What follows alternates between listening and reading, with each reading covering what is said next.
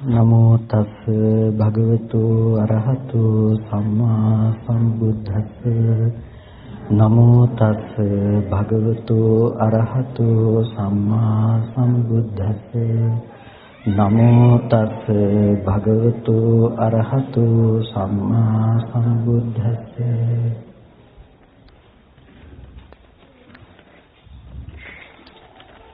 ගෞරවනීය දෙමුවාන ශාන්තිනිකේතනාරාමාධිකාරී අවසරයි පන්නිල රතනසාර ස්වාමීන් වහන්සේ, පන්නිල බුදුගල්ලෙන චන්ද්‍රාරාමාධිකාරී අවසරයි දිගන්දල සුමනසාර ස්වාමීන් වහන්සේ වරප්‍රධාන පූජනීය මහා සංඝරත්නයන් අවසරයි ශ්‍රද්ධා සම්පන්න කාරුණික පින්තුනි, හැම කෙනෙක්ම තමන්ගේ ජීවිතයට ඊටාම වටින කුසල කර්මයක් සිද්ධ කරගත්ත මොහොතක්. ආවාස පූජාව කියලා කියන්නේ සුවිශේෂ පූජාවක්. ඒ සුවිශේෂ පූජාවට මේ හැම කෙනෙක්ම සහසම්බන්ධ වෙලා තියෙනවා.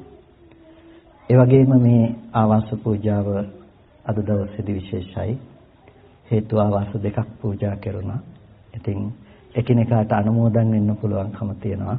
ආවාස දෙකම නැත්නම් එක ආවාසයයිනේ පූජා කරන්නේ. ඉතින් අපි ඒ අනික් ආවාසයේ පූජා කළ ඒ සියලු පිනුත් අපි අනුමෝදන් වෙනවා කියලා කෙනෙකුට අනුමෝදන් වෙන්න පුළුවන්කම තියෙනවා. ආවාසයක් කියනකොට භික්ෂුන් වහන්සේලා වැඩ ඉන්න තැනක්. ඉතින් ආවාස පූජාව ආරම්භ වෙන්නේ බුදුරජාණන් වහන්සේගේ කාලෙදී. විශේෂයෙන් අපිට මේ පිළිබඳව දැක්වෙනවා චුල්ලවග්ග පාළියේදී සේනාසන ඛණ්ඩකයේදී ආවාස පූජාව පිළිබඳව. ඉස්සරම භික්ෂුන් වහන්සේලා වැඩ සිටියේ සංචාරක ජීවිතයක් තුළ. උන්වහන්සේලාට වැඩ ඉන්නට කියලා විශේෂ තැනක් තිබුණේ නැහැ. නිශ්චිත එක තැනකට විතරක් සීමා වුණ ස්වභාවයක් තිබුණේ නැහැ. අද අපේ රටේ තියෙන තත්ත්වය සහ පිටරටියන් විසින් සකස් කරපු නීති රීති නිසා අද අපිට සේනාසනාධිපති විහාරාධිපති කියලා කියන්නට උනාට එදා එහෙම තත්ත්වයන් මේ ශාසනය තුල තිබ්බේ නැහැ. සංඝ ස්ථවිරයන් වහන්සේලා වැඩ හිටියා. නමුත් කොහෙටවත් කොතනකටවත් අධිපතීන් හිටියේ නැහැ. භික්ෂුන් වහන්සේලා බොහොම සංචාරක ජීවිතයක් ගත කළේ. පක්ඛේ සකුණාවිය කියලා කියනවා මේ හරියට කුරුල්ලෝ වගේ. හරි නිදහස්. ඒ පැවැත්ම හරි නිදහස්. පියාපත් බර විතරයි අරගෙන යන්නට තියෙන්නේ. යේන යේනවා දේති සපත්ත භාරමේව දේති කියනවා. යම් යම් තැනක අරගෙන යනවා නම් පියාපත් බර විතරයි අරගෙන යන්නට තියෙන කුරුල්ලෙක් යනකොට වෙන මොනවත් නැහැනේ. ඒ වගේ පැවිද්දෙක් යනකොට මහා ලොකු ගොඩක් දේවල් අරගෙන යන්න තිබුණේ නැහැ. පාත්‍ර සිවුරු විතරයි අරගෙන යන්නට තිබුණේ. සේනාසනයක සේනාසන භාණ්ඩ කොටෙක් තිබුණත් ඒව ලොරිවර පටවගෙන වගේ යන සිරිතක් එදා කාලේ තිබුණෙත් නැහැ. මම හිතන්නේ අදත් සමස්තයක් ලෙස නිවරදිව සුප්‍රතිපන්න භික්ෂුන් වහන්සේලාටත් නැහැ. ඉතින් මේ විදිහට එදා භික්ෂුන් වහන්සේලා බොහොම සංචාරක ජීවිතයක් ගත කළා. තනින් තැනට වැඩම කළා. අද යනකොට කොහේ හරි කැලේකදී රැවුනොත් අද එතන නතර වුණා. ගහක් මුලක හෝ ඒ සුදුසු ස්ථානයක් බලලා එතන නතර වෙනවා. ඉතින් දවසක් මේ විදිහට කාලය ගත වෙනකොට බරණැස් නුවර සිටුතුමා උදෑසනම යම්කිසි කටයුත්තක් සඳහා උයනට පිටත් වෙලා ගියා. ඔය යනකොට මේ සිටුතුමාට උදේ පාන්දර බොහොම අපූර්ව දර්ශනයක් දකින්න ලැබුණා. ඒ තමයි ඊටාම සංයත පිරිසක්, ඉන්ද්‍රිය සංවර පිරිසක් පාරේ ගමන් කරනවා.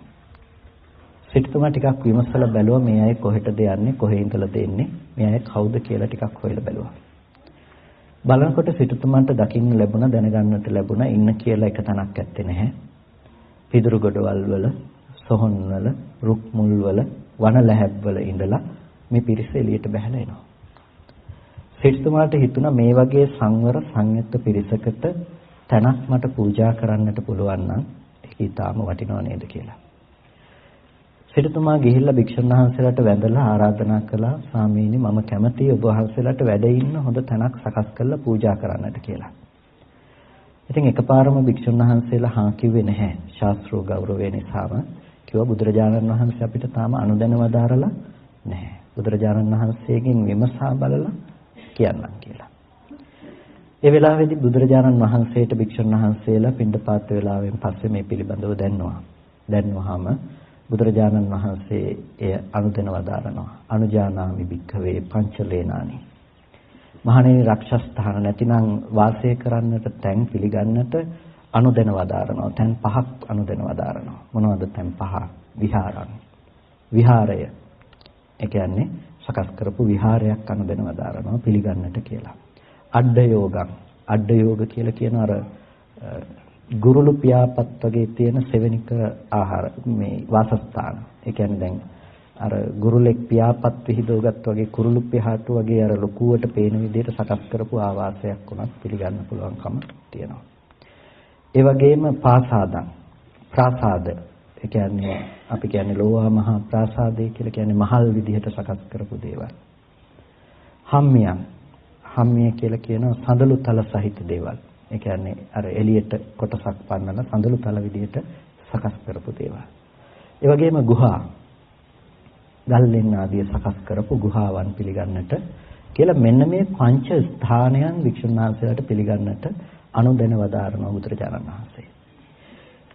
ඉතින් බර්ණස් නුවර සිටුතුමා වික්ෂුන් වහන්සේලා මහා සංඝරත්නය උදෙසා දානෙකුත් ලෑස්ති කරලා මහ විශාල ආවාස ප්‍රමාණයකුත් සකස් කරලා බුදුරජාණන් වහන්සේ වැඩම කරවලා අර සියලු පූජාවන් වික්ෂුන් වහන්සේලා සඳහා පූජා කරනවා.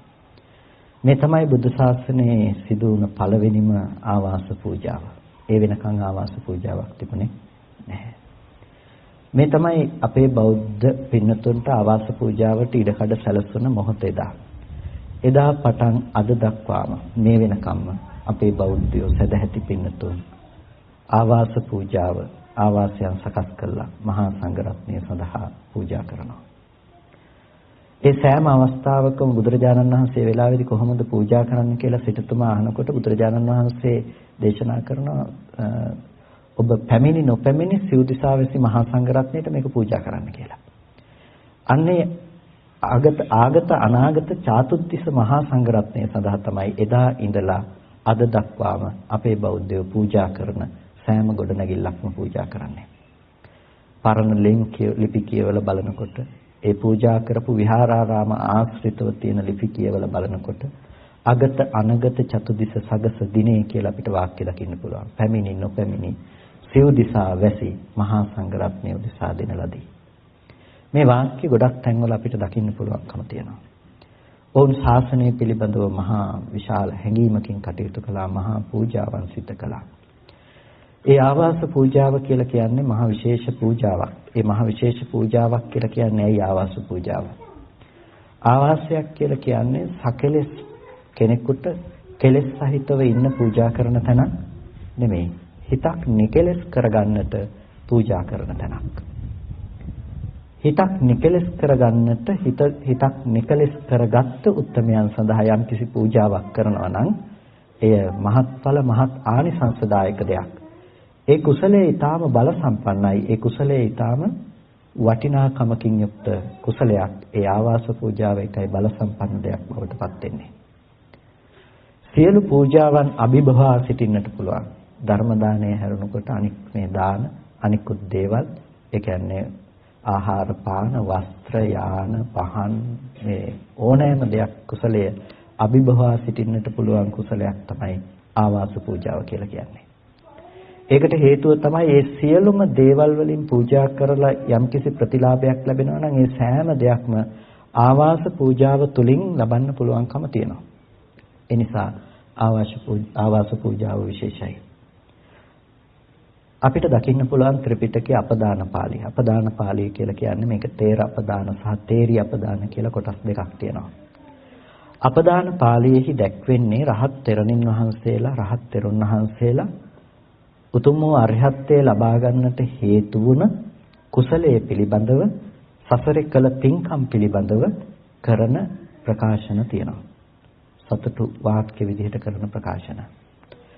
ඒ ගොඩක් තැන්වලදී අපිට දකින්නට පුළුවන්කම තියෙනවා මහා සංඝරත්නය බුදුරජාණන් වහන්සේට, බුදුරජාණන් වහන්සේ ප්‍රමුඛ මහා සංඝරත්නයට කරපු ආවාස පූජාවන් පිළිබඳව, කුටි සකස් කරලා කරපු පූජාවන් පිළිබඳව අපිට දකින්නට පුළුවන් තැන් ගොඩක් තියෙනවා. සසරේ බොහෝ කාලයක් ඒ හේතුව නිසා දුගතීන් වල උපදින්න නැතුව සුගතීන් වලම ඉපදුනා. ඒ වගේම මේ ජීවිතයේදී උතුම් නිවනින් සැනසෙන්නට හේතු වුණා කියලා සඳහන් කරනවා බොහෝ රහත් තෙරුන් වහන්සේලා රහත් තෙරුණින් වහන්සේලා. ඒ වගේම එක විශේෂ කතාවක් තියෙනවා. ඒ තෙරුන් වහන්සේ නමක් බොහොම කැලේක වැඩ ඉන්නේ. ඊටාම දුර කැලේක වැඩ ඉන්න මේ තෙරුන් වහන්සේ පින්ඩපාත ගිහිල්ලා එනකොට නැවත හවස් වෙනවා. ඉතින් බොහොම විවේකීව වැඩ ඉන්න මේ තෙරුන් වහන්සේ ඉන්න කැලේට දවසක් දඩේමේ යන එක වැද්දෙක්. දඩේමේ යනකොට දකිනවා මේ හාමුදුරු කෙනෙක් වැඩ ඉන්නවා ගහක් මුලකට වෙලා. ඉතින් වැද්දා කල්පනා කරනවා මේ ඒකාන්තයෙන් උත්තරීතර සිත් ඇති කෙනෙක්. මෙච්චර දුර බැහැර කැලේකට ඇවිල්ලා නැත්තම් නිකන් ඉන්නේ නැහැ නේ කෙනෙක්. මෙච්චර දුර බැහැර කැලේකට ඇවිල්ලා. ඒකට කියනවා මනුස්ස රාහසෙය කණ කියලා කියන. ඒ කියන්නේ මිනිස්සුන්ට මේ ඇවිල්ලා හැංගිලා ඉන්න පුළුවන්කම තියෙන පැත්තක්. මිනිස්සුන්ට ඇවිල්ලා හැංගිලා ඉන්න පුළුවන්කම තියෙන පැත්තක්. මිනිස්සුන්ගේ ඇඟේ හැප්පිලා ඉන්න හුලං පොදක්වත් එන්නේ නැති පැති තියෙනවා වනාන්තරවල. ඉතින් මෙච්චර කැලේකට ඇවිල්ලා නිකන් කෙනෙක් මේ විදිහේ පැවැත්මක් අරගෙන යන්නේ නෑ. ඒකාන්තයෙන් ශ්‍රේෂ්ඨ සිත් ඇති කෙනෙක්. ඉතින් මට පුළුවන් නම් මේ කෙනාට මෙතන මොකක් හරි හදලා පූජා කරන්නට කියලා ඒ කැලෙම්ම දවදඬු ටිකක් හොයාගෙන දවදඬු ටිකක් ගහලා කැලෙම්ම හොයාගත්ත සෙවිලි කරන්නට දෙයක් අරගෙන සෙවිලි කරලා පුංචි ආවාසයක් හදලා පූජා කරනවා. මේ මහා ලොකු දෙයක් නෙමෙයි. අන්න ඒ කුසලයේ නිසා බොහෝ කාලයක් ඔහු සසරේ දුගතියක උපදින්න නැතුව එක දිගටම සුගතීන් වලම ඉපදුනා කියලා දක්වනවා. ඒ විමාන වස්තු වල දැක්වෙනවා මේ ආවාස පූජා කතා ගොඩක්. ඒ කියන්නේ වේමානික දෙවිවරු විමානවල ඉන්න දෙවිවරු ළඟට ගිහිල්ලා මොගලන් තෙරුන් වහන්සේ විමසනකොට වුන් කරපු පින්කම් මොනවද කියලා ඔවුන් ප්‍රකාශ කරනවා ඔවුන් කරපු සසරේ කරපු පින්කම් පිළිබඳව. ආවාස පූජාව නිසා වුන් ලැබපු ආශ්චර්යය පිළිබඳව ඔවුන් විස්තර කරලා තියෙනවා. උපස්සදායක ආදී කතා බලනකොට ඔබට ඒ පිළිබඳව හොයාගන්නට පුළුවන්කම තියෙනවා. ඉතින් මෙන්න මේ විදිහට මහා ආනිසංසදායක දෙයක් තමයි ආවාස පූජාව කියලා කියන්නේ. ඒ තුලින් ඔබට පුළුවන්කම තියෙනවා පින්තුනේ හැමදාම ඔබට ඒ පින වර්ධනය කරගන්නට ඒ කුසලය දිනින් දින දියුණු කරගන්නට පුළුවන්කම තියෙනවා. ඔගොල්ලෝ සෑහෙන මහන්සියක් අරගෙන ඔය දෙපිරිසම මේ විදිහේ ආවාසයක් පූජා කරන්නේ. විශාල මුදලක් ඒ සඳහා වියදම් කරලා විශාල මහන්සියක් අරගෙන මේ කුසලයේ සිද්ධ කරන්නේ. හිතන්න එපා මෙතනින් මේ පින්කම ඉවරයි කියලා. ඔගොල්ලන්ට විවේකීව මේ පින්කම ගැන දැන් කල්පනා කරන්න පුළුවන්කම තියෙනවා. කුසලයක් මහත්ඵල මහත් ආනිසංස වෙන්නේ ඒක පිළිබඳව අපිට තියෙන අවබෝධය පදනම් කරගෙන. අපි මේ පිළිබඳව පවත්වන චේතනාව පදනම් කරගෙන. අපි නිකම්ම සකස් කරලා ඒ ගැන ආයේ හිතන්නේවත් නැතුව හිටිය කියලා ඒ පින ඒ විදිහට අපිට දියුණු කුසලයක් බවට පත් වෙන්නේ නැහැ. අර මුලින් කියපු අපදාන පාළිය දිහා බැලුවාම අපිට ඒක හොඳට දකින්න පුළුවන්. සමහර තෙරුන් වහන්සේලා දක්වනවා දැන් ඒකාංජලික තෙරුන් වහන්සේ කියනවා සසරේ කරපු පින්කම ගැන කියනකොට එකම එක වතාවක් බුද්ධ ප්‍රෝග මහා සංඝ රත්නයේ පැත්තට ඇඟිලි බැඳලා වන්දනා කළා. ඒ තමයි කරපු පින්කම කියලා කියනවා. එතකොට කෙනෙකුට හිතෙන්න පුළුවන් ඒක මොනතරම් පොඩි පිනක්ද? නැතිනම් එක වතාවක් ඇඟිලි බැඳලා වන්දනා කළා කියන එක එච්චර ලොකු දෙයක් නෙමෙයිනේ කියලා. ඒ දේ තුළින් සිද්ධ වෙන පින්කම තීරණය වෙන්නේ කුසලය තීරණය වෙන්නේ ඒ ක්‍රියාව මත නෙමෙයි. එයා ඒ පිළිබඳව පවත්වපු චේතනාව මත තමයි ඒ කුසලය තීරණය වෙන්නේ. එයා ඒ පින්කම පිළිබඳව හිත කොච්චර කාලයක් සතුටු වෙනවද කොච්චර කාලයක් හිතට ඒ කුසලයේ තුල හිත ශක්තිමත් කරගන්නවද ඒ තුල තමයි පින්නතුනේ ඒ කුසලයේ බලවත් කුසලයක් බවට පත් වෙන්නේ. ඔබට මේ ආවාස පූජාව තුළ ඔබේ සිත පිහිටව ගන්නට අවශ්‍ය නම් ඔබේ සිත තවත් කුසල ධර්මයන්ගෙන් පරිපූර්ණ කරගන්නට අවශ්‍ය නම් ඒ සඳහා ඔබට ක්‍රමයක් තියෙනවා. ඒ ක්‍රමය තමයි මේ කුසලයක් කරනකොට මේ කුසල සිතක යෙදෙනවා ගති පහක්. ඒකට අපි කියනවා පංචාංගික ධාන ලක්ෂණ කියලා. පංචාංගික ධාන ලක්ෂණ යෙදෙනවා මේ කුසල් සිතේ. මොනවාද? විතක්ක, විචාර, ප්‍රීති, සුඛ, ඒකග්ගතා. එතකොට විතක්ක විචාර ප්‍රීති සුඛ ඒකග්ගතා කියන මේ ධාන ලක්ෂණ පහ යම් සිතක මොනතරම් ශක්තිමත් වෙනවද ඒක බලවත් සිතක් බවට පත් වෙනවා. දැන් ඕගොල්ලන්ට විතර්කයේ තියෙන්නට ඕනේ ඕගොල්ලෝ කරපු මේ පින්කම පිළිබඳව. අපි මහා සංඝරත්නය උදෙසා මෙච්චර උත්තරීතර කුසලයක් සිද්ධ කළා. මේ මහා පූජාවක් සිද්ධ කළා කියන විතර්කය අර මහා සංඝරත්නය කියන අරමුණ තුල බොහොම ශක්තිමත් විදිහට තියෙන්න අවශ්‍යයි. ඊටාම ශක්තිමත් අරමුණක් විදිහට පිහිටා සිටින්නට ඕනේ. විචාරය කියලා කියනවා ඒ අරමුණේ හැසිරෙනකම. විචාරය කියනවා ඒ අරමුණේ හැසිරෙනකම. ඒ කියන්නේ මහා සංඝරත්නය කියන අරමුණ තුල ඔබ කරපු පූජාව පිළිබඳව ඔබට කොච්චර දුරට සිතෙන් නැවත නැවත සිතුවිලි උත්පාදනය කරන්නට පුළුවන්ද කියන එක. ඒ අරමුණේ නැවත හැසිරෙනකම. ප්‍රීතිය කියලා කියනවා ඔබ හිතේ ගොඩනගා ගන්න සතුටු වෙන ස්වභාවයට. ඔබ හිතෙන් නැවත නැවත හිතමින් සතුටු වෙනවා කියන එක ප්‍රීතිය. සුඛය කියලා කියනවා ඒ අරමුණේ ඔබේ හිතට දැනෙන ඒ අරමුණේ ඔබ විඳින සුවපත් බව. ඊට පස්සේ ඒකාග්‍රතාවය කියලා කියනවා ඒ කුසල චේතනාව තුළ ඔබ කොච්චර හිත මෙහෙवला අනිත් අරමුණු ඔක්කොම යටපත් කරලා ඔබ මනස තුලින් ඒ කුසලයේ තුල සිත එකඟ කරගෙන තියනවාද කියන එක. මෙන්න මේ ටික මත ඔයගොල්ලන්ට පුළුවන් නම් ඔයගොල්ලෝගේ හිත පිහිටවන්න, ඊටමත් ශක්තිමත් ලෙස තියාගන්න පුළුවන් නම් පින්නතුනි මේ කුසලයේ මහ බල සම්පන්න කුසලයක් බවට පත් වෙනවා. අන්න ඒකෙන් තමයි තීරණය වෙන්නේ මේ කුසලයේ කොච්චර බලවත් කුසලයක් බවට පත් වෙනවද කියන එක. එහෙම නැත්නම් අපි මේක කළා මෙතනින් මේක ඉවරයි කියලා අපි මේක අතහැරලා දැම්මොත් ඒ කුසලයේ එච්චර බලවත් කුසලයක් බවට භාවිත කළ කුසලයක් බවට පත් වෙන්නේ නැහැ. ඒ නිසා ඔයගොල්ලන්ට හිතන්න ක්‍රමයක් තියෙනවා. ඔයගොල්ලන්ට හිතලා බලන්න දෙයක් තියෙනවා. ඔයගොල්ලන්ට හැමදාම හිතන්න පුළුවන් අනේ අද අපි සකස් කරපු ආවාසයේ ඉඳලා අදත් ස්වාමීන් වහන්සේ නම මාර්ග බ්‍රහ්මචර්යාව පූර්ණේ කරනවා. අදත් ස්වාමීන් වහන්සේ නමක් ඒ කුටියේ ඉඳලා කුසල මනසිකාරයන්හි නිරත වෙනවා. අදත් ස්වාමීන් වහන්සේලා බණ පද මෙනෙහි කරනවා, ධර්ම සාකච්ඡා කරනවා. ඒ කුටිය තුල ගුණ ධර්මයන්ගෙන් යුක්තව වාසය කරනවා. ඔබට කොච්චර හිතන්නට පුළුවන්කම තියනවද? අපි කුටියක් පාවිච්චි කරන්නේ මොකටද කියලා කුටියක ඉන්න හැම හාමුදුරු කෙනෙක්ම දන්නවා. කුටියක් පාවිච්චි කරන්නේ කුමක් සඳහාද කියන එක.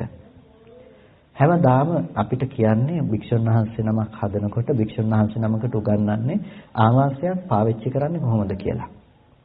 එතකොට අපි ඒ ආවාසයක් සකස් කරලා පූජා කරනකොට අපි ආවාසය තුලට පිවිසෙන වතාවක් ගන්න ප්‍රත්‍යවේක්ෂා සහිත මනසකින් පිවිසෙන්න කියලා කියනවා.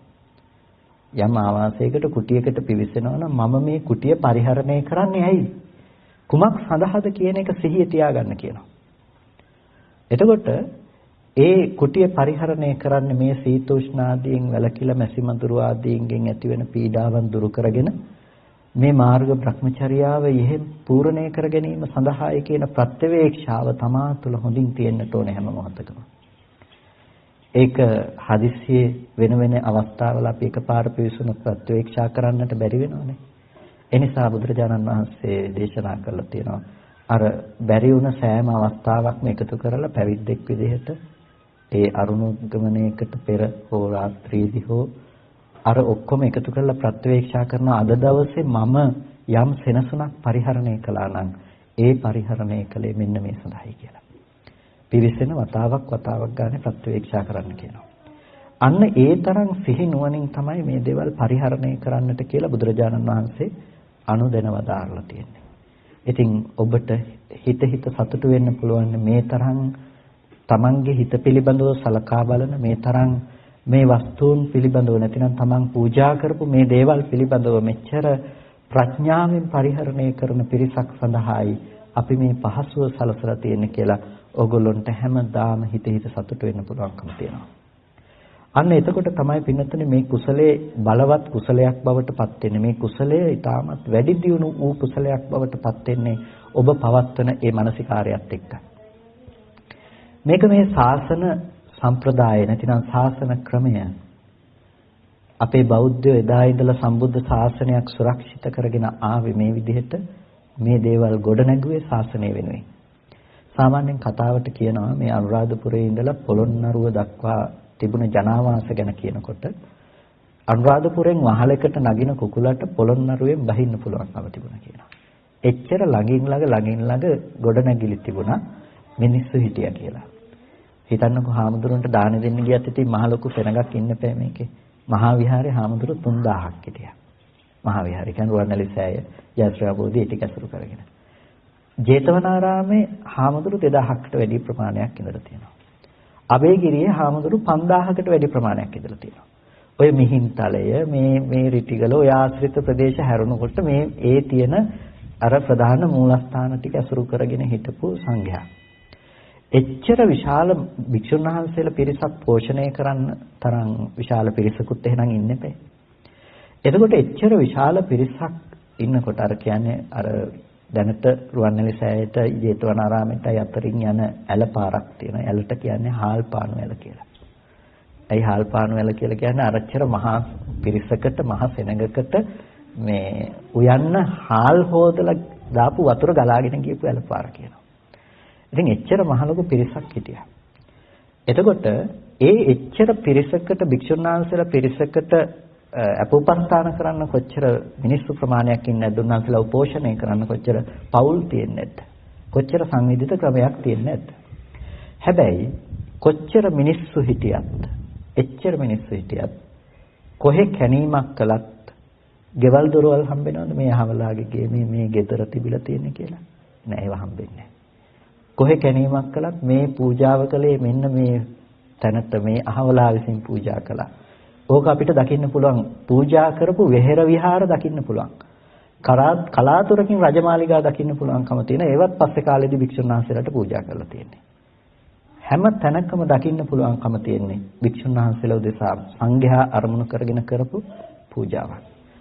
තමන්ගේ ගෙදර ගල් කැටයන් දාලා හදාගත්තේ නැහැ. හැබැයි වැසිකිළියට ගල් කැටයන් දානවා. වැසිකිළිය කියන්නේ වැඩකට නැති තැනක් නේ. හැබැයි වැසිකිළියට කොරවක් ගල් දාලා මුරගල් දාලා සඳකඩ පහන තියලා පඩි පෙළ ගල් වලින් හදලා වැසිකිළිය හැදුවා ගල් කැටයන් සහිතව. හැබැයි Tamante ඉන්න ගෙදර ඒ විදිහට හදන්න ගියේ නැහැ. මොකක් කියලාද හිතන්නේ හේතුව? හේතුව ඕන් නිවීම කියන දේ හෙව්වේ භෞතිකව නෙමෙයි. ඕන් නිවීම කියන දේ හෙව්වේ ආධ්‍යාත්මිකව. ඔවුන්ට නිවීම ලබා ගන්නට හේතු වන එකම තැන බවට පත්ුනේ ධර්මය. ධර්මය රැක ගන්න නම් සිද්ධ වුණා ඒ ධර්මය අනුගමනය කරන පිරිසට අවශ්‍ය වටපිටාව හදන්න. ඒ වටපිටාව හදන්න තමයි ඒ ආවාස සකස් කරලා එච්චර පූජා කළා එච්චර උත්තරීතර ලෙස මේ දේවල් සකස් කරලා පූජා කරේ විදිහට. ඒවල වැඩ හිටපු පිරිස කොහොමද හිටියේ? ඒ දේවල් පිළිබඳව කිසිම ඇලීමකින් හෝ ඒව උපාදාන වශයෙන් අල්ලගෙන හිටපු පිරිසක් බවට පත් උනේ නැහැ. ගුණ දියුණු කරන හිත් එහෙම තමයි එදා සමාජය තුල තිබුණේ. අර තූපාරාමේ හිටපු හාමුදුරන්ගේ කතාවකදී කියන්නේ පියාපත් බර සහිතව හිටියා කියන කතාවේදී කියනවා දෙක භික්ෂුන් වහන්සේ නමක් මිහින්තලේ වැඩ ඉන්නවා. එක බහුභාණ්ඩික භික්ෂුවක්. ඒ කියන්නේ ටිකක් ආසාවන් වැඩි භික්ෂුන් වහන්සේ නමක් මේ හාමුදුරන්ගේ යාළුවෙක් මේ හාමුදුරු බලන්න ගියා. ගිහිල්ලා දවසක් මේ හාමුදුරු ඉන්න තැන ඉන්නකොට දැන් හිතාගෙන ඉන්නවා ගියපු දවසේ පහවදා ඇවිල්ලා මේ හවස ගියේ දැන් ගිලම්පසට කතා කරයි කියලා හිතාගෙන ඉන්නවා නෑ ගිලම්පසට කතා කළෙත් නෑ. ඊට පස්සේ දැන් එහෙනම් අමතක වෙන්නේ නැති පහවදා උදේම ඇවිල්ලා දානෙට කතා කරයිනේ කැඳට හො කතා කරයිනේ කියලා බලන් ඉන්නවා ඒත් නෑ. ටිකක් එළිය වැටුනහම ඇවිල්ලා කතා කරන ඇවැත්නි පින්ඩපාතයන් කියලා. ඊට පස්සේ හා කියලා පාත්‍ර සිවුරුත් අරගෙන දැන් පින්ඩපාතේ ගියා. පින්ඩපාතේ ගිහිල්ලා එනකොට දැන් පින්ඩපාතේ ලබා ගත්තා. පින්ඩපාතේ ලබාගෙන එනකොට කියනවා ඇවැත්නි මෙහි ටිකක් හරි දුෂ්කරයිනේ. ඒකින්ද ඇවැත්නි අපි තූපාරාමේ පැත්තට යන්. එහෙ හොඳට දාන එහෙම ටිකක් හොඳට ලැබෙනවා. අපි ඒ පැත්තට පොඩ්ඩක් යන් කියලා. ඊට පස්සේ හා හොඳයි කියලා කිව්වා මිහින්තලේ හිටපු ආඳුර ටික කාලයකට යන් කියලා. පින්ඩපාතේ ගිහිල්ලා එන ගමන් මිහින්තලේ ඉඳලා අනුරාධපුරයට යන්න තියෙන පාර පැත්තට හැරුණා. හැරිලා දැන් මේ පැත්තට වඩින්න යනකොට අර හාමුදුරුවෝ අහනවා ඇවැත්නි කොහෙද යන්නේ කියලා. දැන් ඔබ වහන්සේ කිව්වනේ මට අනුරාධපුරේ යන්න කියලා මම මේ අනුරාධපුරේ යන්නේ. එතකොට දැන් අර අනුරාධපුරේ යන්න කියලා අර භික්ෂුන් වහන්සේ දැන් එච්චර කාලයක් මිහින්තලේ හිටපු හාමුදුරුවෝ අනුරාධපුරේ යෑම සඳහා පිටත් වෙලා යන්න ලෑස්ති. එතකොට අර හාමුදුරුවෝ කියනවා පසුපසින් ආපු හාමුදුරුවෝ ඇවැත්නි මගේ සෙරප්පු දෙකක් එහෙ. මගේ තෙල් ගුලාවත් එහෙ. මගේ සැරයතියත් එහෙ. මගේ බඩු ටික තාම එහෙ කියලා. දැන් අවුරුදු ගණනාවක් වාසය කරපු භික්ෂුන් වහන්සේට එතන ගන්න කිසිම දෙයක් නැහැ. උන්වහන්සේලා ඇස්ති දැන් යන උන්වහන්සේගේ බඩු ටික ඔක්කොම හරි පාත්‍රයේ සිවුතුන් සිවුරයි ඉච්චරයි. එතකොට මේ අල්පේච්ඡ භවයේ සහ බහුභාණ්ඩික නොවීමේ වටිනකම ගැනයි කියන්නේ. ඉතින් මහා සංඝරත්නය කියලා කියන්නේ අන්නේ ඒ වගේ ඒ ಗುಣධර්ම පුරපු ಗುಣධර්ම පුරන සහ ඒ ಗುಣධර්මයන්හි හික්මීම සඳහා උත්සාහවත් වන පිරිසකට. ඉතින් මොන විදිහට ආවාස සකස් කරලා පූජා කළත් උන්වහන්සේලා මේ දේවල් වල ඇලිලා ඒ දේවල් උපාදාන කරගෙන ඒ දේවල් නිස්සරේ කරගෙන ඉන්න ගියේ නැහැ. ඒ දේවල් පරිහරණය කළේ නිර්වාණය අවබෝධ කර ගැනීම සඳහා. ඉතින් ඔබ පූජා කරපු ඒ දේවල් පරිහරණය වෙන්නේ ඒ දේ සඳහාම තමයි.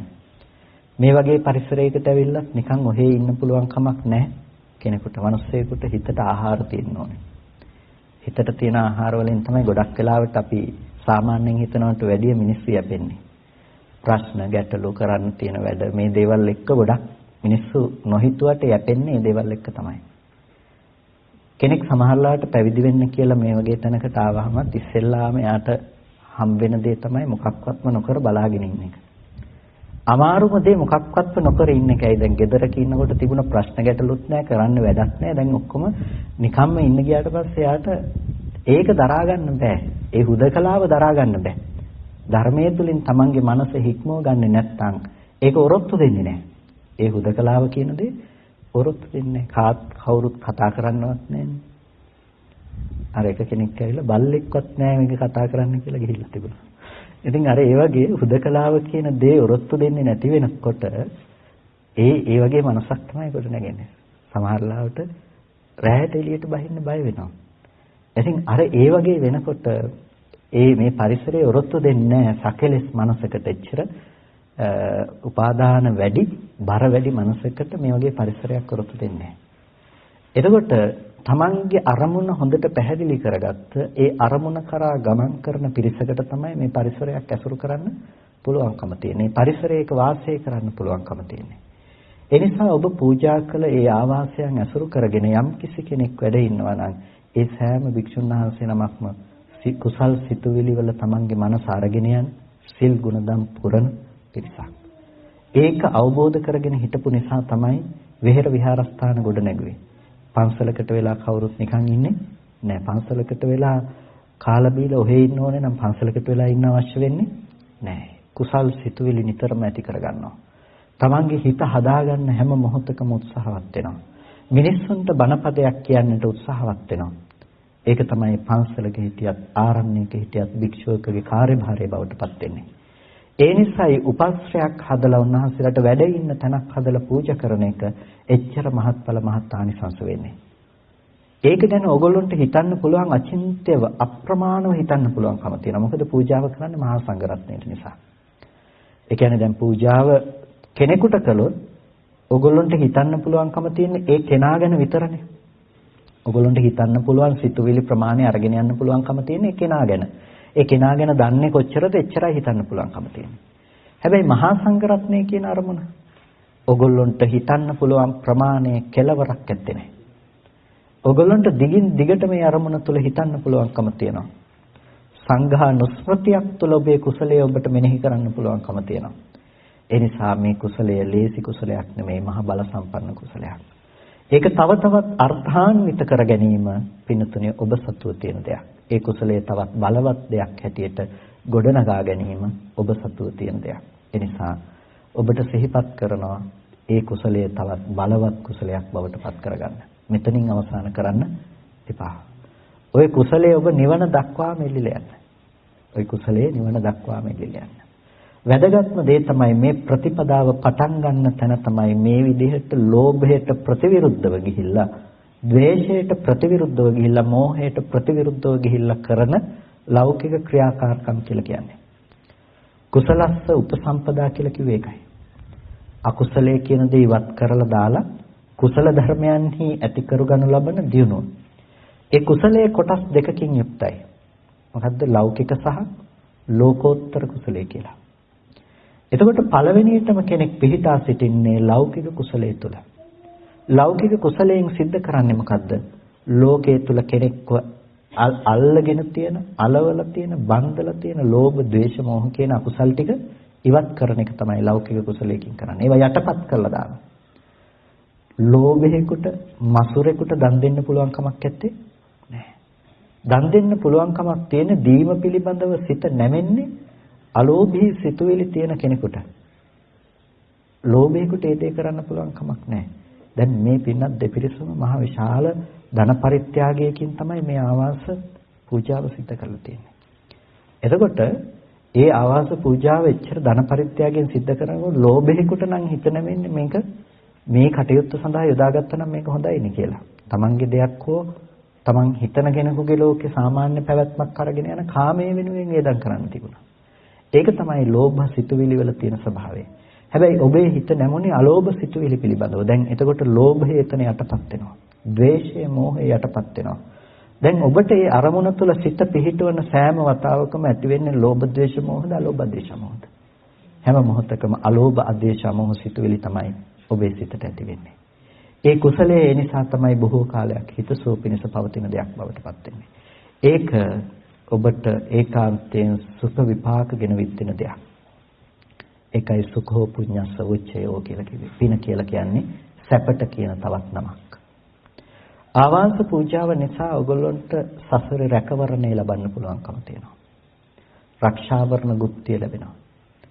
ඒ වගේම ඔබට වාසස්ථාන ආදී ඒ දේවල් වලින් අඩුවක් වෙන්නේ නැහැ.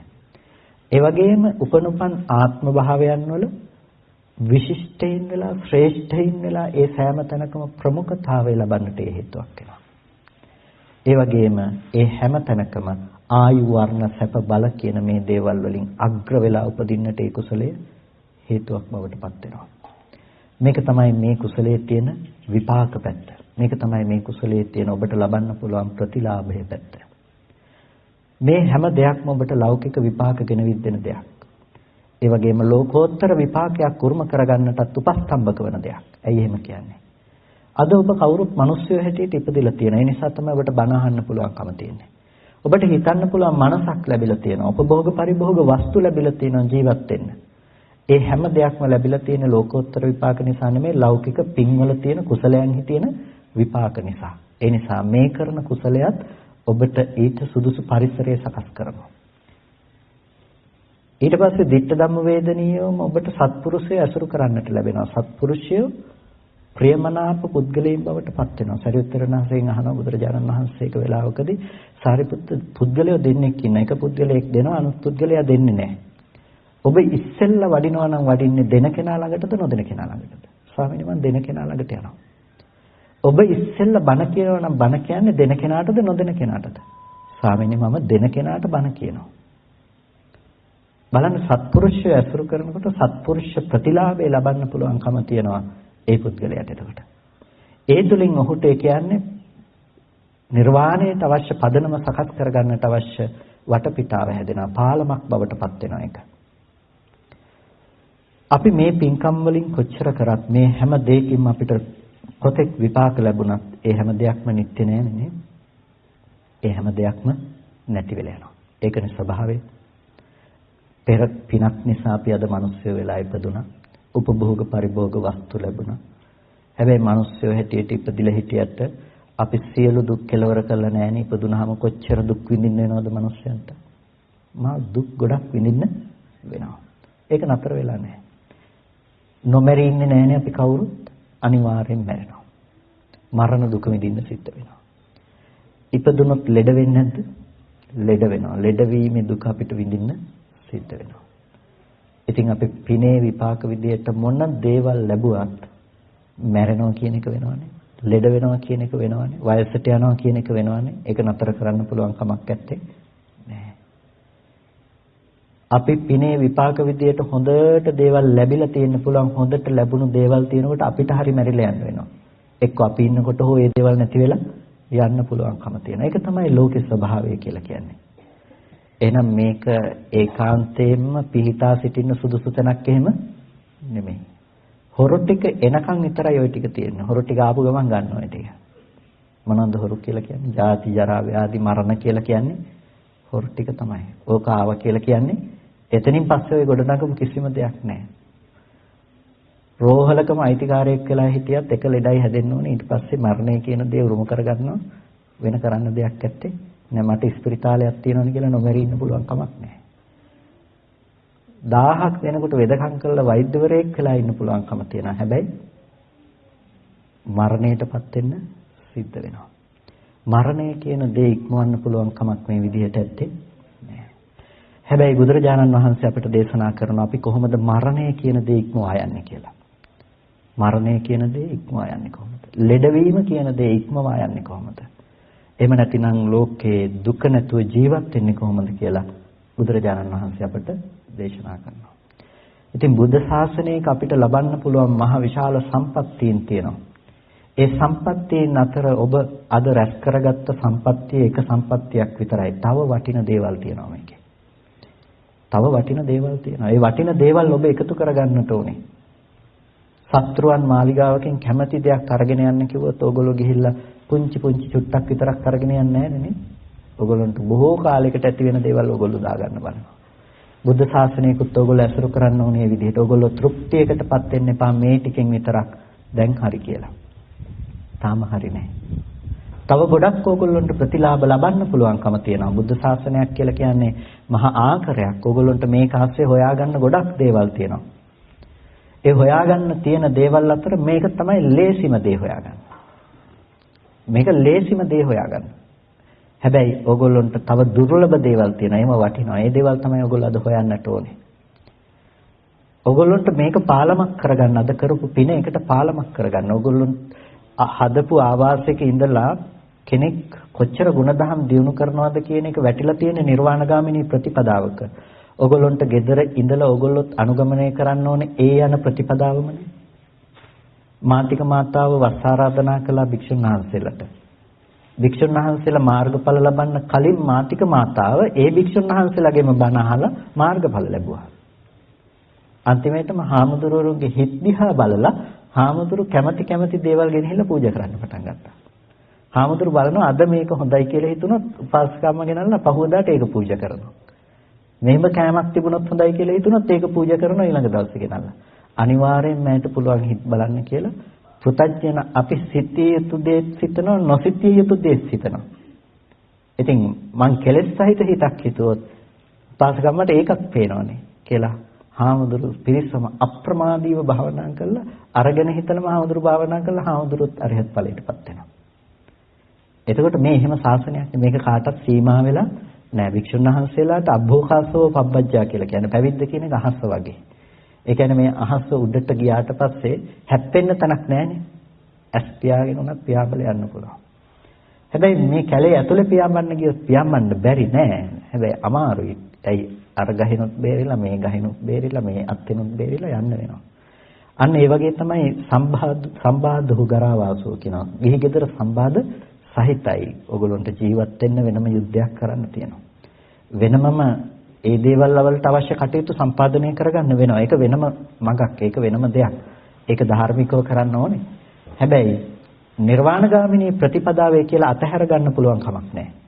ඒ නිසා තමයි බුදුරජාණන් වහන්සේ දේශනා කරන්නේ මේ ශාසනයේ නිවන් ප්‍රතිපදාව කියන එක භික්ෂුන්ටත් භික්ෂුණීන්ටත් ඒ වගේම අනගාരിക උපාසකයන්ටත් උපාසිකාවන්ටත් ඒ වගේම කාමභෝගී උපාසක උපාසිකාවන්ටත් කියන මේ කාටත් අනුගමනය කළ හැකි ප්‍රතිඵල ලැබිය හැකි දෙයක්.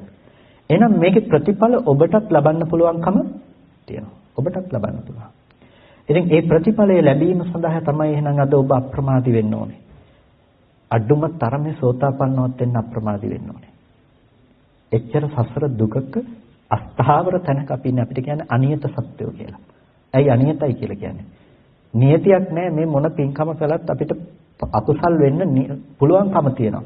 සතර අපායට යන්න පුළුවන්කම තියෙනවා. ඔයගොල්ලන්ට බෑනේ හීනයක් වෙනුනොත් හීන වෙනස් කරන්න. හීනෙන් කවුරු හරි ගහන්න පන්නනවා. මොකද කරන්නේ? හීනයක් පේනවා කවුරු හරි ගහන්න පන්නනවා. ඔයගොල්ලෝ මොකද කරන්නේ? පන කඩාගෙන දුවනවා. එහෙමනේ. මේක හීනයක් කියලා දැකලා මේ හිතින්ම ඇති කරන විතර්කයක් කියලා දැකලා එහෙම දකින්න තරම් අපිට එතන සිහියක් ඇති වෙන්නේ නැහැ. අපිම බය වෙනවා ඒකටනේ. දැන් මේ තමන්ගෙම හිතෙන් උපද්දපු සිතුවිල්ලක් තමයි. හැබැයි ඒකට තමන්ම බය වෙනවනේ. හිතන්නකෝ මේ දැන් එහෙමනම් මරණාසන්න මොහොතේ කොහොම වෙයිද කියලා. මේ තියෙන මට්ටම නෑ අපිට ඕනේ සිතුවිලි ගන්න පුළුවන් කතාවක් එතන ඇත්තේ නෑ. එතන තියෙන මොකද්ද? එතන තියෙන එකම එකයි. මේ පංචායතනම අක්‍රියයි. එතකොට තියෙන්නේ හිත පැත්තෙන් විතරයි. හිතෙන් ගෙනල්ලා දෙන්නේ මොකද්ද? ඒක පිළිගන්න සිද්ධ වෙනවා. අර හීනේ දකින්න වෙලාවට තමයි හීනේ ඒ අරමුණ පිළිගන්න සිද්ධ වෙලානේ අපිට. ඒ වගේම හිතට ගෙනල්ලා දෙන්නේ මොන අරමුණද? ඒක හොඳ වුණත් නරක වුණත් ඒක පිළිගන්න සිද්ධ වෙනවා. ඒක මේ ජීවිතේ කර එකක් වෙන්නත් පුළුවන්. සමහර විට අනන්ත සසරේ කරපු එකක් වෙන්නත් පුළුවන්. මේ ඇඟටනේ කාලේ තියෙන්නේ. මේ කය ඇසුරු කරගෙන හිත තියෙනකන් අපිට මේ ගිය පැය, ගිය තප්පරේ, ගිය විනාඩි ගැන කතා කරන්න පුළුවන්. හැබැයි මේ කය ඇසුරු කරගෙන හිත නොපවතිනකොට, හිතේ හැකියාව ඇසුරු කරගෙන තියෙනකොට හිතට කාලේ නැහැ. කාලය මේ රූප වලට සාපේක්ෂව ගොඩනගාගත්ත දෙයක්. හිතට කාල නැහැ. කල්පයත් එක සිතක් විතරයි. එක සිතකින් කල්පයකට එහාදී ඇසුරු කරන්න පුළුවන්කම තියෙනවා. ඉතින් ඒ වගේ මට්ටමක හිතනවාද පෙර අනන්ත සසරේ ඔබ කරපු කර්ම කොච්චර තියෙන්න පුළුවන්ද ඔබට අරමුණු වෙන්න පුළුවන්. ඔබ කොහොමද වගකීම් සහතිකයක් දෙන්නේ, ගැරන්ටියක් දෙන්නේ කොහොමද මට එන්නේ හොඳ සිතක් විතරයි කියලා. හිත වැඩුවේ නැති වුණොත් කොතනට යයිද කියන්න බෑ. ඒක තමයි ඇත්ත. නිය පිටට පස් ටිකක් අරගෙන බුදුරජාණන් වහන්සේ දේශනා කරන්නේ මිනිස්සු අතර ඉපදුණු සත්වයෝ සුගතියක නැවත උපදිනවා නම් උපදින්නේ මේ වගේ ටික දෙනයි කියලා කියන්නේ නිකන් නෙමෙයි. ඒ නිසා ඔබට අද ලැබිලා තියෙන විශේෂ අවස්ථාවක්. ඒ විශේෂ අවස්ථාවේ ඔබ අප්‍රමාදී වෙන්න ඕනේ. ඒ තමයි අර නිය පිටට ගත්ත පස් ටික කෙනෙක් වෙන්න ඕනේ ඔබ. ඒක කරන්න බැරි කමක් නැහැ. ඔබේ හිත ඔබ භාවිත කරන්න ඕනේ. ඒක භාවිත කරන්න තියෙන්නේ මේ වගේ කුසල ධර්මයන්හි විතරක් නෙමෙයි. අර කර්මගත සියලු තැන තියෙන අවිද්‍යාව නැති කරලා දාන්න පුළුවන් දර්ශනයක් තියෙන ඔබට අනුගමනය කරන්න පුළුවන්. එකම දර්ශනයක් අනුගමනය කිරීමෙන් ඔබට පුළුවන් අනන්ත සසරේ ඉඳලා කරපු මතු විපාක ගෙනත් දෙන්න පුළුවන් කර්ම අහෝසි කරලා දාන කර්ම නැති කරලා දාන්න පුළුවන් තැනට ඔබටපත් කරන්න පුළුවන්. ඉතින් ඒ දර්ශනය තුල ඔබ හිත වඩනවා කියලා කියන්නේ හිත දියුණු කරනවා කියලා කියන්නේ ඔබ මේ දුක්ඛිත සසරෙන් ක්‍රමක්‍රමයෙන් මිදෙනවා කියන එක. ඒ නිසා ඔබ උත්සාහවත් වෙන්න ඕනේ දුක්ඛිත සසරෙන් මිදෙන්න. ඒක මේ පිනකින් විතරක් සීමා වෙන්න පුළුවන් දෙයක් නෙමෙයි. එහෙනම් කොහොමද අපි මේ දෙයටපත් වෙන්නේ? අපිට ඒ දෙයටපත් වෙන්න පුළුවන්කම තියෙන්නේ අපි අද ඇති කරගෙන ඉන්න මෝඩ මනස දුරු කරගන්න ඕනේ. අපි ජීවිතේ ජීවත් වෙනවා කියලා අපි ළඟ තියාගෙන ඉන්න මෝඩකම් ටික අපි අයින් කරන්න ඕනේ. මෝඩකම් කියලා කියන්නේ අවිද්‍යාව කියන දේ, නොදන්නාකම කියන දේ අයින් කරලා දන්නාකම කියන දේ උපදව ගන්න ඕනේ. මොනවද දන්නාකම? කොහොමද අපි අවිද්‍යාව නැති කරන්නේ? කොහෙද අවිද්‍යාව තියෙන්නේ? අවිද්‍යාව කියන දේ අපිට හඳුනා ගන්නට පුළුවන්කම තියෙන්නේ දිට්ඨ සුත මුත විඤ්ඤාත කියන මේ ධර්මයන් පිළිබඳව අපි නුවණින් දැකීමෙන්. දිට්ඨ සුත මුත විඤ්ඤාත. දිට්ඨ කියලා කියන්නේ දකින්න දේවල්. සුත කියලා කියන්නේ අහන දේවල්. මුත කියලා කියනවා විඳින්න දේවල්. විඳින්නේ මොනවද? රස, ගන්ධ, සුවඳ, ස්පර්ශ මේ දේවල්ට කියනවා විඳින දේවල්. විඤ්ඤාත කියලා කියනවා දැනගන්න දේවල්. මෙන්න මේ ටික මත තමයි අපේ නොදන්නාකම තියෙන්නේ. කොහොමද මේ ටික මත නොදන්නාකම තියෙන්නේ? දිට්ඨය දැකපු දේවල් මත නොදන්නාකම තියෙනවා. මොකක්ද මේ නොදන්නාකම? මම මේ මොකක්ද කියලා අහුවොත් ඔයගොල්ලෝ කාටක් කියන්න පුළුවන් මේක වටාපතක් කියලා. ඒක තමයි නොදන්නාකම. ඇයි මොකක්ද ඒකේ නොදන්නාකම? දිට්ඨ කියන කතාව ඇතුලේ දකින්නවා කියන සිදුවීම ඇතුලේ කිසිම විදිහකින් වටාපත් තිබුණේ ඒක බාහිර තියනවා කියලා බවක්වත් ඔබට කිව්වේ නෑ. පේනවා කියන සිදුවීම ගැන අපිට ඉස්සෙල්ලා සිද්ධ වෙනවා තේරුම් ගන්න. මෝඩකම ගැන තේරුම් ගන්න නම් අපිට ඉස්සෙල්ලා ඇත්ත මොකද්ද කියලා දකින්න වෙනවනේ. ඇත්තට සාපේක්ෂවනේ ඉන්නේ බොරුවක කියලා අපිට තේරුම් ගන්න වෙන්නේ. ඇත්ත මොකද්ද? ඒක තමයි සුතමේ ඥානයකින් අපි ලබාගත යුතු දේ. ඇත්ත තමයි මේ ඇහැට රූපේ පේනවා කියන තැන තියෙන ඇත්ත. මොකද්ද ඒ ඇත්ත? චක්කුංච පටිච්ච රූපේච උප්පජ්ජති චක්කු විඥානං තින්නම් සංගති පස්සෝ. ඇසද නිසා රූපේද නිසා උපදිනවා මොකද්ද?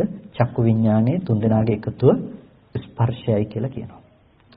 එතකොට ඇස කියලා කියන්නේ මොකද්ද? චක්කු ප්‍රසාදය. රූපය කියලා කියන්නේ මොකද්ද? වර්ණ රූපේ පාට ටිකක්. වර්ණ සටහන, පැහැ සටහන. ඒකට කියනවා අපි වර්ණ රූපය කියලා. චක්කු විඥානය කියලා කියනවා මේ වර්ණ රූපේ දැනගන්න හිතට. ඇහැ කියලා කියන්නේ ප්‍රසාදය කියලා කිව්වා අපි. ප්‍රසාදයේ ස්වභාවය තමයි හරියට කණ්ණාඩියක් වගේ. අපේ රුවන් මහත්තයා කිව්වා ටිකක් ආධුනිකවම පිරිසක් ඉන්නවා කියලා. ඉතින් අනිත් මිහිරියම්මලගෙත් එහෙම වෙන්නේ නැති. ඉතින් එතකොට ඇහැ කියලා කියනකොට අපිට මේ ශාසනයේ ඇහැ කියලා කියන්නේ ඔය අපි තියනවා කියලා හිතාගෙන ඉන්න ඇහැ නෙමෙයි. මේ ශාසනයේ බුදුරජාණන් වහන්සේ ඇහැ කියලා දේශනා කරන්නේ තියනවා කියලා හිතන් ඉන්න ඇහැ නෙමෙයි. ඇයි ඒක නෙමෙයි කියලා කියන්නේ? ඒක රූපේ. ඔබ කණ්ණාඩියකින් හරි කොහෙන් හරි දැකලා ඔය ඇහැක් ගැන දැන් මතක් කරගන්නවා නම් ඒකට කියන්නේ රූපේ කියලා මිසක් ඇහැ කියලා නෙමෙයි. මම ඔකට කියන්නේ හොඳම දේ තමයි කණ්ණාඩියක් ඉස්සරහට යන එක. නිකන් නෙමෙයි කළුවර වෙලාවට කණ්ණාඩියක් ළඟට යන එක. ඇහැ පේනවද? නැහැ. ටෝච් එක ගහලා බලන්න පුළුවන්. කණ්ණාඩියට ටෝච් එක ගහුවට ඇහැ පේනවද? නැහැ. එහෙනම් ඇහැ පැත්තට ටෝච් එක ගහගත්තාම ඒ වැටෙන ආලෝකය කණ්ණාඩියේ පැටිලා එතනින් පරාවර්තනය වෙන එක තමයි ඔයගොල්ලන්ට දැන් දකින්න පුළුවන්කම තියෙන්නේ. එතකොට ඕගොල්ලෝ ඇහැද දැක්කේ අර ටෝච් එළිය වැදිලා එන පරාවර්තන ආලෝකයේද දැක්කේ? පරාවර්තන ආලෝකය. ඒකට බුදුරජාණන් වහන්සේ පාවිච්චි කරන වචනයක් වර්ණ නිභා කියලා, වර්ණ සටහනක් කියලා. ඇහැට පේන්නේ වර්ණ රූපයක්, වර්ණ සටහනක්. වර්ණ සටහන් ඇතුලේ ඇස් තිබුණේ නැහැ. වර්ණ සටහන් ඇතුලේ වටාපත් තිබුණේ නැහැ. ඒකට කියන්නේ පාට ටිකක් කියලා. චිත්‍රයක් කියලා බුදුරජාණන් වහන්සේ දේශනා කරනවා. ඒක චිත්‍රයක් විතරයි. එතකොට ඇහැට පේන්නේ ඔන්න ඔය පාට ටිකක් විතරයි. ඒක එක මොහොතකට පේන පාට ටිකක්. මොහොතකට පේන වර්ණ සටහනක්. ඇහැ කියලා කියන්නේ කවදාවත් දකින්න බැරි දෙයක්. එහියේ මුවතට පුළුවන් අනිත් දේවල් කපන්න. හැබැයි මුවතට මුවත කපා ගන්න පුළුවන්ද? බෑ. ඇහැට පුළුවන් වෙන රූප දකින්න, හැබැයි ඇහැට ඇහැ දකින්න පුළුවන්ද? ඇහැට කවදාවත් ඇහැ දකින්න බෑ. ඇයි ඇහැ කියලා කියන්නේ මේ සතර මහා ධාතුව මත පිහිටි ප්‍රසාදවත් බවට, උපවත් බවට කියනවා ඇහැ කියලා. දැන් උපවත් බවක් තිබුණොත් මොකද වෙන්නේ? මෙතන කණ්ණාඩියක් තිබුණොත් මේ තියෙන ප්‍රතිබිම්බය එකට වැටෙනවනේ. ඒ වගේම මේ ඇහැ සතර මහා ධාතුව ඇසුරු කරගෙන තියෙන උපවත් බවට අර එළියේ තියෙන ප්‍රතිබිම්බේ නැතිනම් වර්ණ සටහන් ඇවිල්ලා වැටෙනවා. පාට ටික ඇවිල්ලා වැටෙනවා. ඔය සිදුවීම තමයි වෙන්නේ. එතකොට ඒද දැනගන්න පුළුවන් කමක් නැහැ. එතෙන්ට යෙදෙන්න ඕනේ මොකද්ද? හිතක් ඇති වෙන්න ඕනේ. ඇස පිළිබඳව හිතක් ඇති වෙනවා. ඒ හිත ඇති වුනහම මොකද වෙන්නේ? එයාට පුළුවන් ඇහැට ආපු රූපය ගැන දැනගන්න. මේ තුන් දෙනෙකුගේ එකතුවක්. ඇසත් ඇහැට ආපු වර්ණ සටහන, ඒ වර්ණ සටහන පිළිබඳව දැනගන්න එතන තියෙන හිතත් කියන ටික නිසා ඔන්න අපිට තියෙනවා මොකද්ද? රූපය දැක්කා කියන එක. ඕකට තමයි රූපේ දකින්නවා කියලා කියන්නේ. දැන් ඕක ඇතුලේ වටාපත් කියලා කිව්වේ නැහැ. පාට ටික ඇවිල්ලා කිව්වේ නැහැනේ මම වටාපත කියලා. ඇහැ කිව්වෙත් නැහැ වටාපතක් ආවා කියලා. හිත කියන්නේත් නැහැ ඕක වටාපතක් කියලා. ඒකෙන් දැනගන්න පුළුවන්කම තිබුණ එකම එක දෙයයි. මොකද්ද? අබිනිපාත මාත්‍රය. අබිනිපාතය කියලා කියන්නේ අර වර්ණ සටහනක් ඇහැට පතිත වුණා කියන බව දකින්න පුළුවන්කම තියෙනවා. මෙන්න මේක විතරයි දකින්න පුළුවන්කම තියෙන්නේ. මේකට තමයි දකින්නවා කියලා කියන්නේ අපි. ඊට පස්සේ මොකද වෙන්නේ? ඊට පස්සේ අපි හිතෙන් ගොඩනගා ගන්න දේවල්, අපි කලින් දැකපු දේවල් තියෙනවා කියලා හිතාගත්ත මනස තුල අපි ගොඩනගාගෙන තියෙනවා පුරුදු ටිකක්. ආශ්‍රව ගොඩනගාගෙන තියෙනවා. අන්න ඒ දේවල් වලින් අපි අසුරු කරනවා මොකක් කියලාද? මේකට කියන්නේ වටාපත කියලා අපි දැනගන්නවා. දැන් වටාපත කියලා දැනගත්තද දැක්කද? දැක්කේ රූපය, දැනගත්තේ වටාපත. දැක්කේ රූපය, දැනගත්තේ වටාපත. දැන් අපේ තියෙන මෝඩකම තමයි දැනගත්ත වටාපත අපි කියනවා රූපේ තියෙනවා කියලා. දැන් මේ ටික වැය වෙලානේ අපිට දැනගන්න පුළුවන්කම ලැබුණේ. ඒ ටික වැය වෙලා ඉවරයි. ඇහැට රූපේ ඇවිල්ලා එතෙන්ට හිතත් වැය වෙලා අපි රූපේ දැක්ක කියලා හිතලා හිතින් දැන් දැනගන්නවා මේ මොකද්ද කියලා. එතකොට අපි දැනගන්නවා ඒක වටාපත කියලා හිතින් හිතලා. අපි හිතනවා අර වටාපත මොකක් කියලාද? අර රූපේ කියලා හිතනවා අපි. එතකොට දැන් කවදාවත් හිතපු එක රූපේ වෙන්න පුළුවන් කමක් තිබ්බේ නැහැ. ඇයි අපිට රූපේ දැනගන්න පුළුවන් කමක් තිබ්බේ නැහැ. අපිට දැනගන්න පුළුවන්කම තියෙන මේ තුන් දෙනෙක් එකතු වෙච්ච තැනයි ඒක දැනගන්න පුළුවන්කම තිබුණේ. මේ දැනගන්නවා කියන ක්‍රියාවලිය කොයි වෙලාවකවත් ඒක ඇහැටවත්, ඒක රූපේටවත්, ඒක හිතටවත් පවර්ලා දෙන්න පුළුවන් කමක් තිබ්බේ නැහැ. දැන් අපි ලෝකේ ඕගොල්ලන්ට පුළුවන් මේ වටාපත වටිනවා කියන්නත් පුළුවන්, වටාපත වටින්නේ නැහැ කියන්නත් පුළුවන්. ඔයගොල්ලන්ට මේකත් එක්ක පින් කරන්නත් පුළුවන්, පව් කරන්නත් පුළුවන්. ඒ වටාපත ගැන ඔයගොල්ලන්ට ඔය ඔක්කොම කරන්න පුළුවන්කම තියෙන්නේ මොකක් නිසාද? වටාපත එළියේ තියනවා කියලා හිතන මනස නිසා තමයි ඔයගොල්ලන්ට ඔය ඔක්කොම කරන්න පුළුවන්කම තියෙන්නේ. දැන් ඔයගොල්ලෝ අහක බලලා ආයෙත් බලනකොට ඔයගොල්ලන්ට වටාපත පේනවා කියලා ඔයගොල්ලෝ හිතනවා. ඔයගොල්ලන්ට පේන්නේ ඇත්තටම කලින් තිබ්බ වටාපතද? නැත්නම් කලින් තිබුණු රූපෙද පේන්නේ? නෑ අලුතෙන්ම රූපේ පේනකොට ඔයගොල්ලෝ හිතනවා අර කලින් තියනවා කියලා ඇති කරගත්ත සංකල්පයේ හිතලා කලින් තිබ්බ වටාපත ආයෙත් තියනවා කියලා. ඕක තමයි අපි එක දිගටම කරගෙන යන දේ. ඒක තමයි අපේ තියෙන මෝඩකම කියලා කිව්වේ. අපි කරන්නේ හැමදාම හිත පැත්තේ සංකල්පමය වශයෙන් තියෙන දේවල් ටික බාහිර රූප, ශබ්ද, ගන්ධ, රස, ස්පර්ශ කියන මේ දේවල් පැත්තට පතිත කරලා ඒ දේවල් ඇතුලේ බලන එක. මෙහි තියෙන දේ හිත පැත්තෙන් ගොඩනගන සංකල්පමය වශයෙන් ඇති කරපු දේ බාහිරට දාන එක තමයි කරන්නේ. ඒ නිසා රූප, ශබ්ද, ගන්ධ, රස, ස්පර්ශ වලට කියනවා පංචකාම ගුණ කියලා. කාමය කියන්නේ කාමය කියන්නේ මොකද්ද? හිතේ ඇතිවෙන සංකල්පය. සංකප්ප රාගෝ පුරිසස්ස කාමෝ කියලා කියන්නේ සංකල්පය තමයි කෙනාගේ කාමය කියලා කියන්නේ. සංකල්පමය වශයෙන් ඒක ලස්සනයි කියලා හිතන කෙනාට ඒක ලස්සනයි කියලා පේනවා. ඒක එහෙම නොහිතන කෙනාට ඒක එහෙම පේන්නේ නැහැ. කවදාවත් ලස්සන හෝ කැත පේන රූපෙට අයිති දෙයක් නෙමෙයි. ඒක රූපේ තියෙන දෙයක් එහෙම නෙමෙයි. ඒක හොඳයි කියනකම හෝ නොහොඳයි කියනකම. රත්තරන් මාලේ ඇතුලේ වටිනකම තියෙනවා නම් ඒක ඇත්තටම මේ වස්තුව වටිනවා නම් ඒක පුංචි ළමයෙකුටත් වටින්න ඕනේ, ඔබටත් වටින්න ඕනේ. ඒක බල්ලෙක් වගේ සතෙක් දකින්නකොට එයාටත් ඒක වටින්න ඕනේ. එහෙම වෙන්නේ නැහැනේ. ඒ රූපය ඇතුලේ වටිනකම් තිබුණේ නැහැ. වටිනකම තිබ්බේ කොහෙද? ඒක පනව ගන්න තමන්ගේ මනස තුලින් තමයි මේක මෙච්චර වටින දෙයක් කියලා ගෙනාවේ. දැන් මනස තුලින් සංකල්පමය වශයෙන් ඇති කරගත්ත දේ ඔයගොල්ලෝ දකින්න කොහෙ තියනවා කියලාද? අර රූපේ තියනවා කියලා. එහෙම හිතුවට පස්සේ මොකද වෙන්නේ? දැන් ඕගොල්ලොන්ට පුළුවන් අර එළියේ තියෙන සතර මහා ධාතුව වටිනවා කියලා හිතාගත්ත නිසා ඕක රැකගන්න, ඕක අයිති කරගන්න, ඔය වෙනුවෙන් කටයුතු කරන්න මහන්සි වෙන්න පුළුවන්කම තියෙනවා. කවුරු හරි ගන්නවොත් බනින්න පුළුවන්කම තියෙනවා. ගහලා බේර ගන්න පුළුවන් නම් ගහලා බේර ගන්න පුළුවන්කම තියෙනවා. ඕනේ නම් මරා ගන්න තැනට යන්න පුළුවන්කමක් තියෙනවා. දැන් ඔබ මොකක් නිසාද මෙතෙන්ටපත් වෙලා තියෙන්නේ? කිසිම වටිනකමක් නැති රූපය හටගෙන නිරුද්ධ වෙන තැනක ඒක වටිනවා කියලා පෙන්නපු සංකල්පයක් නිසා ඔබේම සිතේ ඇති වුණු සිතුවිල්ලක් නිසා ඔබ අර තැනටපත් වෙලා. කොච්චර මෝඩදනේ? ඒක කොච්චර මෝඩද මේ මනස. මම ඔකට කියන්නේ මේ චිත්‍රපටියක් බලනවා වගේ කියලා. ලෝකේ පැවැත්ම කියන දේ චිත්‍රපටියක් වගේ කියලා. ඒ චිත්‍රපටියක් වගේ කියලා කියන්නේ. දැන් අපි ගත්තොත් එහෙම හොඳම දේ තමයි දැන් චිත්‍රපටියක් කවුරු හරි බලනකොට ඒ බලන තැනක ඔබට චිත්‍රපටිය පේන්නේ නැතුව බලන කෙනාව ඔයගොල්ලෝ බලාගෙන හිටියොත් ටිකක් වෙලා. ඔයගොල්ලන්ට පෙනේ ඔහේ බලාගෙන ඉන්නවා. එකපාර hina වෙනවා. ආයෙ ඉඳලා හිටපු ගමන් ඔහෙ දුකෙන් අඬනවා. ආයෙ ඔහේ බලාගෙන ඉන්නවා. ආයෙ hina වෙනවා හිටපු ගමන්. ඔයගොල්ලන්ට මොනව හිතේද? ඔයගොල්ලන්ට චිත්‍රපටිය පේන්නෙත් ඇහෙන්නෙත් නැත්තම් පිස්සෙක් කියලා හිතේ. ඇයි ඔහේ hina වෙනවා හිටපු ගමන් අඬනවා හිටපු ගමන් ආයෙ ඔහේ බලාගෙන ඉන්නවා පිස්සෙක් කියලා හිතේ. මේක තමයි කාගෙත් මනසේ තියෙන ස්වභාවය. සංකල්පය කියන දේ කෙනකෙනාට ඇත්ත වෙච්ච එක නෙමෙයි. කෙනකෙනාට වටිනවා කියලා හිතාගත්ත දේ පස්සේ තමයි කෙනකෙනා පන්නන්නේ. කෙනකෙනා රැවටිලා තියෙන සංකල්පයට ඒක රූපේ පැත්තට දැම්මට පස්සේ මොකද වෙන්නේ? රූප වටිනවා රූප නොවටිනවා වෙලා පේනවා. එතකොට වටින රූප තියාගන්නත් නොවටින රූප අයින් කරගන්නත් ඔබ මහන්සි වෙනවා. ඒක තමයි ලෝකේ ජීවත් වෙනවා කියලා කියන්නේ. ඒක හරියට චිත්‍රපටිය වගේ තමයි. හැබැයි ඔය ඔක්කොම එක එක චිත්‍රපටි බලන නිසා ප්‍රශ්නයක් නෑ. ඔක්කොම එක සමාන චිත්‍රපටියක් බලන්නේ. ඒ නිසා තමයි ඔක ගැළපිලා යන්නේ. හැබැයි නිවන් දකින්න හදන කෙනෙකුට සාපේක්ෂව බලනකොට ඔය චිත්‍රපටිය වෙනස් වෙනකොට පේනවා මොන මෝඩකමක්ද ඒ කරන්නේ කියලා. චිත්‍රපටියක් බලන්නේ නැතුව බලන කෙනා දිහා බලන් ඉන්නකොට පේනවා ඒකේ තියෙන මෝඩකම මොකක්ද කියලා. දැන් හොඳයි මෙහෙම හිතන්නකෝ ඔයගොල්ලෝ චිත්‍රපටි බලලා ඇතිනේ ටෙලිනාට්‍ය බලලා ඇති. ඔයගොල්ලෝ දුක හිතෙන වෙලාවල් ඔයගොල්ලෝ බලලා ඇති. දුක හිතෙන වෙලාවක ඔයගොල්ලොන්ටත් දුක හිතිලත් ඇති. ඔය දිහා බලාගෙන අඬලත් ඇති.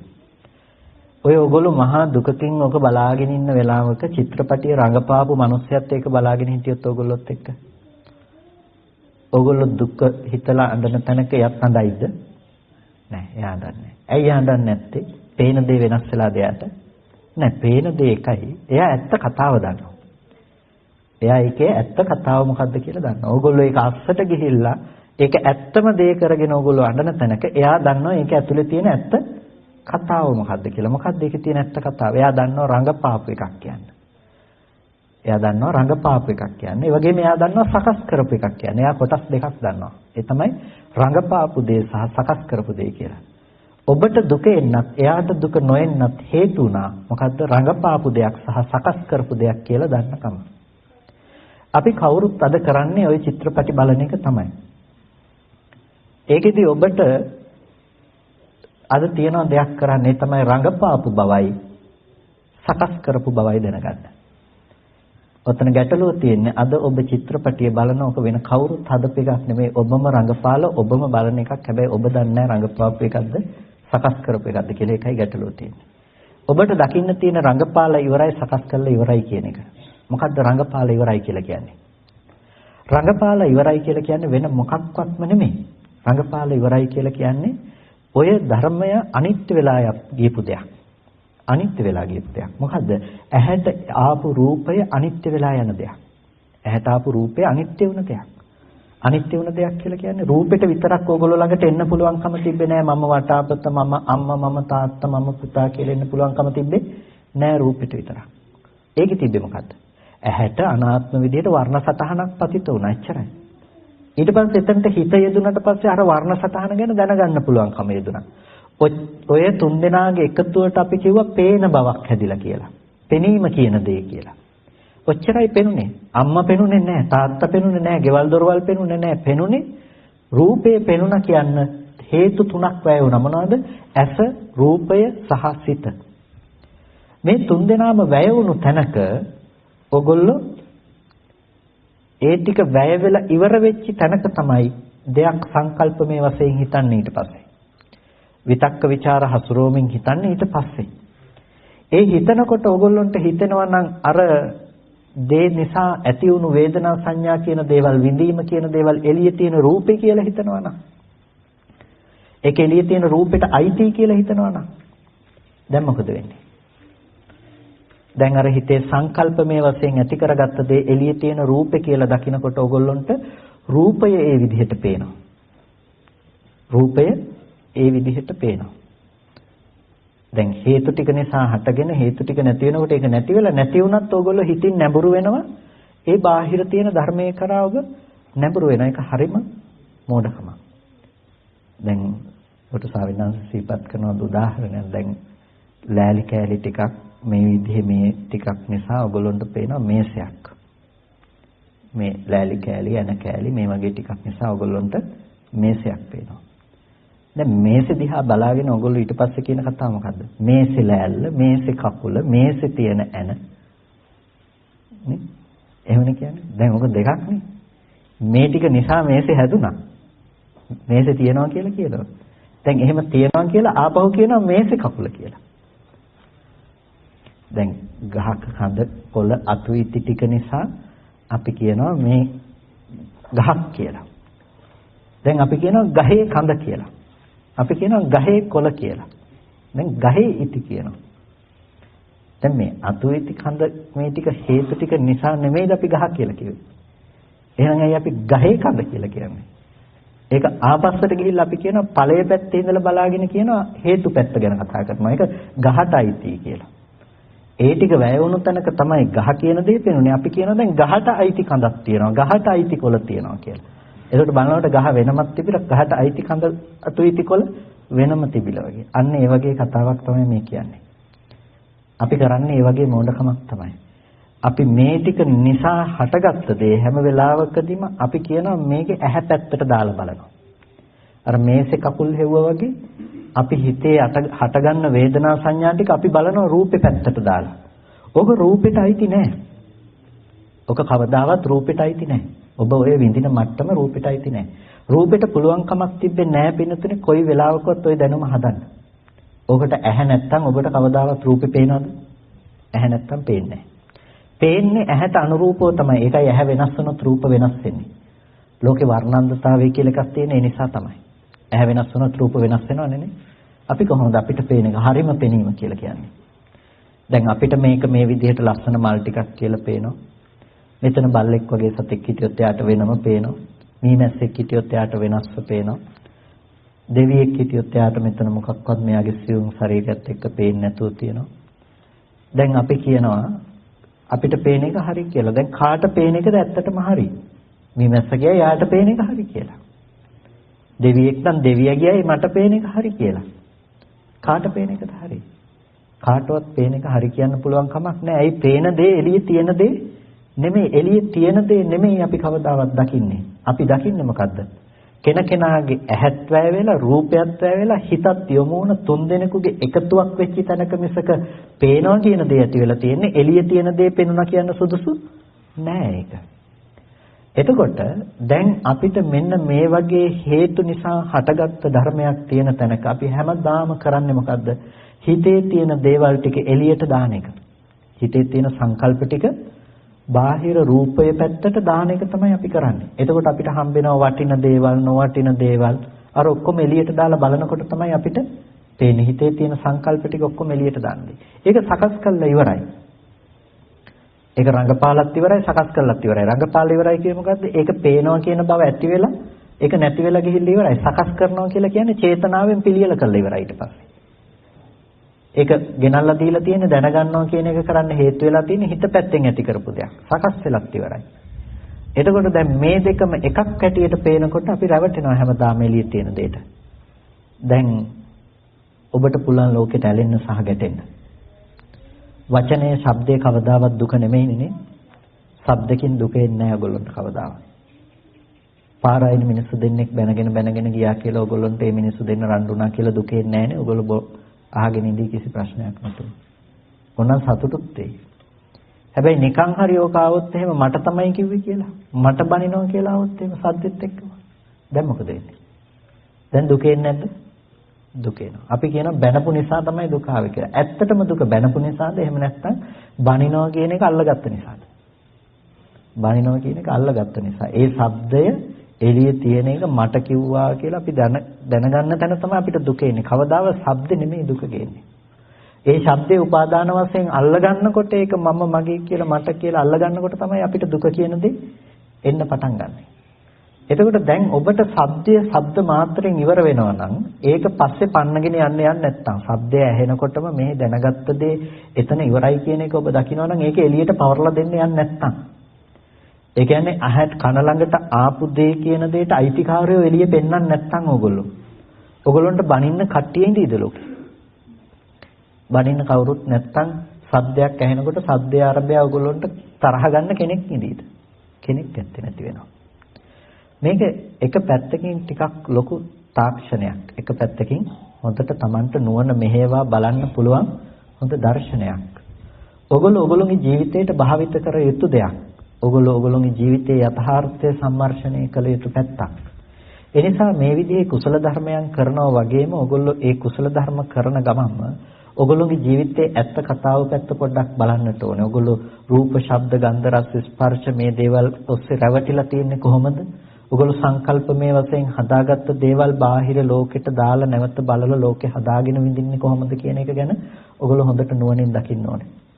ඒ නිසා තමයි අනාථපිණ්ඩික සිටුතුමා, අනේපිඬු සිටුතුමා අන්තිම මොහොතේදී සරියුත්තරුන් වහන්සේ වැඩම කළා අවවාද කරන්න එතුමාට. ගැහැවිය ඔබේ හිතට ඇසුරු වෙන්න දෙන්න එපා. රූපය ඇසුරු වෙන්න දෙන්න එපා. චක්කු විඥානය ඇසුරු වෙන්න දෙන්න එපා. මෙහෙමයි අවවාද කරන්නේ. හිතට ඇසුරු වෙන්න දෙන්න එපා. රූප ඇසුරු වෙන්න දෙන්න එපා. චක්කු විඥානය ඇසුරු වෙන්න දෙන්න එපා. කන, ශබ්ද, සෝත විඥාන ඇසුරු වෙන්න දෙන්න එපා. මොකක්ද ඇසුරු කරනවා කියලා කියන්නේ? ඇසුරු කරනවා කියලා කියන්නේ අර බාහිර ඇති බවට නැවත ඒ දේවල් වලට නැඹුරු වෙන්න පුළුවන් නම් සතර මහා ධාතු විදිහට හරි එළියේ තියනවා කියලා ඔබට තියෙන දෙයක් හම්බෙනවා නම් තියෙන දේ විඳින මම මේ පැත්තේ ජීවත් වෙනවා කියලා ඊට පස්සේ හම්බෙලා තියෙනවා. එතකොට ඔන්න දෙවන්නේක් නිර්මාණය වෙනවා. Tamanට දැන් ලෝකෙ විඳින්න පුළුවන්කම ලැබිලා තියෙනවා. Tamanට ලෝකෙ විඳින්න පුළුවන්කම ලැබෙනවා නම් දැන් ජරා මරණ දුක විඳින්න පුද්ගලයෙක් ඇවිල්ලා නැද්ද? දැන් ජරා මරණ දුක විඳින්න පුළුවන් පුද්ගලයෙක් නිර්මාණය වෙලා. ওই පුද්ගලයාට පුළුවන් ජරා මරණ දුක විඳින්න. ඔන්න ඕක දුරු වෙන්න ඕනේ. ඔබට ජරා මරණ දුක නැති කරගන්න අවශ්‍ය නම් ජරා මරණ දුක නැති කරගන්න පුළුවන්කම තියෙන්නේ ජරා මරණ දුක විඳින්න පුද්ගලයෙක් නැති කිරීම තුළ. දැන් අපි කියවනේ මොන පින්කම කළත් අපිට අන්තිමේටම මැරෙන්න වෙනවා කියලා නේ. ඔකේ විපාකය ලැබුවොත් මැරෙන්න වෙනවා කියලා. එතකොට අද අපිට පුළුවන්කම තියෙනවා මරණ දුක විඳින්න නැතුව ඉන්න, ජරා දුක විඳින්න නැතුව ඉන්න. කොහොමද? අපි ඒක අල්ලගන්න නැතුව හිටියොත්. ඒක කෙනෙකුගේ වුණොත් දුක අපිට විඳින්න වෙනවම තමයි. කෙනෙකුගේ වුණොත් දුක විඳින්න වෙනවම තමයි. ඒ ගැන හිතනකොටත් ඔබට බය හිතෙන මට්ටමේ දුකක් තමයි ජරා මරණ දුක කියලා කියන්නේ. එතකොට ඔබට පුද්ගලයෙක් ඒ දුක විඳින්න පුළුවන් කෙනා නිර්මාණය වුණේ කොහොමද කියලා ඔබ දැකිය යුතුයි. මේක තාමත් වැදගත් කරුණක්. මේ පුද්ගල බව නිර්මාණය වුණේ කොහොමද? දුක විඳින කෙනා නිර්මාණය වුණේ කොහොමද කියලා ඔයගොල්ලෝ දකිනවනම්. වෙලා යනවා වැඩිද දන්නේ නේද? මේ දුක විඳින කෙනා නිර්මාණය වුණේ කොහොමද කියලා ඔයගොල්ලෝ දකිනවනම් ඒක තමයි කළ යුතු දේ වෙන්නේ. කොහොමද අපි කෙනෙක් නිර්මාණය කරගෙන තියෙන්නේ? ඔයගොල්ලෝ හැමදාම කෙනාව නිර්මාණය කරගන්න. ඔය දුක් විඳින්න පුළුවන් කෙනා ඉන්නේ මොන දේවල් එක්කද කියලා බැලුවොත් ඔයගොල්ලන්ට පේනවා ඒ ඉන්නේ වෙන එකක්වත් එක්ක නෙමෙයි. පේන ඇහෙන විඳින දැනගන්න දේවල් එක්ක කියලා. පේනකොට පේන දේ එළියේ තියෙනවා නම් ඒක දකින මම මේ පැත්තේ ඉන්නවා. ඇහෙනකොට ඇහෙන දේ තියෙනවා නම් අහන මම මේ පැත්තේ ඉන්නවා. විඳිනකොට විඳින දේ එළියේ තියෙනවා නම් තියෙන දේ විඳින මම මේ පැත්තේ ඉන්නවා. දැනගන්නකොට දැනගන්න දේ තියෙනවා නම් දැනගන්න කෙනා මේ පැත්තේ ඉන්නවා. ඕගොල්ලන්ට ඇසුරු කරන්න ලෝකේ තියෙනවා නම් ඒ දෙයට ජීවත් වෙන කෙනා මේ පැත්තේ ඉන්නවා. එහෙනම් ඕගොල්ලෝ අද දුක නැති කරන්න නම් දුක විඳින්න ඔය ඉන්න කෙනා නම් ඕගොල්ලන්ට ඉස්සෙල්ලම නැති කරන්න වෙන්නේ මොකද්ද? ඔය කෙනා නැති කරන්න වෙනවා. කෙනා නැති කරන්න බෑ. ඔය කෙනා පිහිටලා සිටින තැන තියෙනවා ඕගොල්ලන්ට. කොහෙද පිහිටලා සිටින්නේ? ඇස කන නාසය දිව ශරීරය මනස කියන ඔය දේවල් මත ඔක පිහිටලා තියෙනවා. ඒ නිසා ඔයගොල්ලෝ නැති කරන්න ඕනේ ඇස කන නාසය දිව ශරීරය මනස කියන මේ ටික නැති කරන්න ඕන. ඔක නැති කරන්න කියලා කියන්නේ මේ අයින් කරන්න කියන එක නෙමෙයි. අර අනේ පිළ සිටුතුමාට කිව්වා වගේ හිතින් ඒක ඇසුරු කරන්න නැතුව ඉන්න ඕනේ. කොහොමද ඇසුරු කරන්න නැතුව ඉන්නේ? අර හිතේ හේතු නිසා හටගත්ත ධර්මයන් නැවත ඇහැ පැත්තට රූපේ පැත්තට පවරා දෙන්න නැතුව ඉන්න වෙනවා. දැකීම මාත්‍රයෙන් ඉවරයි කියන දේ දකින්න වෙනවා. තින්නම් සංගති පස්සෝ කියන්නේ තුන් දෙනෙකුගේ එකතුව නිසා නම් ස්පර්ශය ඇදුනේ. ස්පර්ශය නිසා ඇති වුණු වේදනා සංඥා නැවත ඇහැ පැත්තට හෝ රූපෙට හෝ හිතට හෝ පවරා දෙන්න එපා. ඒක පවරා දුන්නොත් ඕගොල්ලන්ට ඇහැ තියෙන ඕන විඥාණයෙන් ඇස නිස්සය කරගත්ත. ඇහැ පැත්තේ තියෙනවා. එතකොට ඇහැ අයිති පුද්ගලයා හම්බ වෙලා. රූපේ තියෙනවනම් විඳින්න දේ හම්බ වෙලා විඳින කෙනත් හම්බ වෙලා. එතකොට මේක නිස්සය කරගන්නවා අපි. මේක නිස්සය කරගන්න එපා. එහෙනම් ඕගොල්ලෝ අද කරන්න ඕනේ මේ ආයතන ටික ඇසුරු නොකරන තැනට ඔබේ මනසපත් කරගන්න එක. ආයතන ටිකට නැවත නැවත එළියට ගිහිල්ලා බලන එක ගැන ඒ පැත්තට ඔබේ මනස යොමු නොකර ඉන්න ඕනේ. ඔබ එහෙනම් දකින්න ඕනේ තුන් දෙනෙකුගේ එකතුව නිසා හැදෙන ඵලය ඇහැට අයිතිත් නැහැ රූපෙට චක්කු විඥාණයට අයිතිත් නැහැ කියලා මේ ටික ගැන ඔබ සම්මර්ෂණය කරන්න ඕනේ. එතකොට තමයි ඔක මාළුන්ගේ පුත්ත සූත්‍රයේදී බුදුරජාණන් වහන්සේ දේශනා කරනවා ditta sutta mutta විඤ්ඤාත කියන මේ දේවල් ගැන ඔබ දකිනවා නම් මාළුන්ගේ පුත්ත ඔබට යතෝ මාළුන්ගේ පුත්ත නැතේන කියනවා. මාළුන්ගේ පුත්ත ඔබ ඒහා සමග නැහැ කියනවා. ඒ කියන්නේ පේන දේ පෙනීමත් එක්කම පෙනීම වෙලා ඉවර නම් ඇහෙන දේ එතන ඉවර නම් විඳින දේවල් ඒ තැන මේ තුන් දෙනාගේ එකතුව වෙලා එතන නැති වෙනකොට නැති වෙලා ගිහිල්ලා නම් ආයේ ඒ දේවල් ඇසුරු කරගත්ත කෙනෙක් ජීවත් වෙන්න පුළුවන් කමක් නැත්තේ නෑ. ඒහා සමග ඔබ නෑ කියනවා. යතෝතම් මාළුන්ගේ පුත්තන තේන තතෝතම් මාළුන්ගේ පුත්තන තත්ත මාළුන්ගේ පුත්ත ඔබ ඒකත් එක්ක නැත්තම් ඔබට ඉන්න තැනක් නෑ කියනවා. ඇයි ඔබට ඉන්න තැනක් නෑ කියලා කියන්නේ? ඉන්න තැනක් කියලා මේ ලෝකේ අපි ජීවත් වෙනවා කියන දේ අපි ගොඩනගාගෙන කියන්නේ ඇහෙන මේ දකින අහන විඳින දැනගන්න දේවල් තියෙන ටික තුලනේ. ලෝකය කියලා අපි හිතන්නේ එක්ක ඔබ දැනගන්නේ දැකපු දෙයක් ගැන එක්ක අහපු දෙයක් ගැන. ලෝකේ තියනවා කියලා හිතන්නේ ওই දේවල් ගැන තමයි. වෙන හිතන්න දෙයක් ඇත්තේ නෑ. දැන් දැකපු දේ ඔබට හම්බ වෙන්නේ නැත්නම් ලෝකේ තියනවා කියලා. ඔබ හිතේ තියෙන සංකල්පයයි මේකයි එකතු කරගන්න නැත්නම් හිත යමක් ඇසුරු කරගෙන පවතින්නේ නැත්නම් නොපවතින දේ තියනවාද? ඒක හරියට එහෙම තියනවා කියනවා නම් අන්ධයාට රූප පේනවා කියලා කියනවා වගේ. අන්ධෙක් ළඟට ගිහිල්ලා මේක පේනවද කියලා අහුවොත් එහෙම පේනවද යාට? නෑනේ. හිත යම් කිසි දෙයක් නිස්සය කරගන්න නැත්නම් ඒ දේ තියනවා කියන්න පුළුවන් කමක් නෑනේ නේ. හිත යම් දෙයක් නිස්සය කරගන්න නැත්නම් ඒ දේ තියනවා කියන්න පුළුවන් කමක් නෑ. අපි හිතමුකෝ දැන් උදාහරණයක් හැටියට මේ මෙතන තියෙන මේ පුංචි කෑල්ල. දැන් ඕගොල්ලෝ කවුරුත් මං කියපු නිසා ඔක දිහා බලනවා. දැන් ඔයගොල්ලන්ට මම ඕක ගැන කවදාවත් කියන්නේ නැතුව ඉඳලා ඔයගොල්ලෝගෙන් මම පස්සේ වෙලාවක අහුවොත් ඔයගොල්ලෝ දැක්කද අර මේක දැක්කද කියලා අහුවොත් ඔයගොල්ලෝ මොකක් කියයිද? ඔයගොල්ලෝ කියනවා එහෙම එකක් නැහැ කියලා. ඇයි එහෙම එකක් දැක්කේ නැහැ කියලා කියන්නේ? ඔයගොල්ලෝගේ හිතින් මේක ඇසුරු කළේ නැති නිසා මේක අරමුණු කරලා මේක ඇසුරු කළේ නැති නිසා.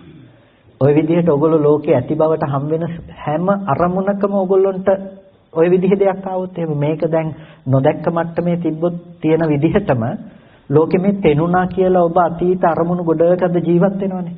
ඒ අරමුණු එකක්වත් ඔබට නැත්තම්. දැන් රූප දැකපු ඔබ ජීවත් වෙනවද? දැකපු බව නැත්තම් දකින්න කෙනා නෑ. දකින්න ලෝකේ නෑ යාට. ඒ විදිහටම අහපු බවක් නැත්තම්. ඒ විදිහටම විඳපු බවක් නැත්තම්.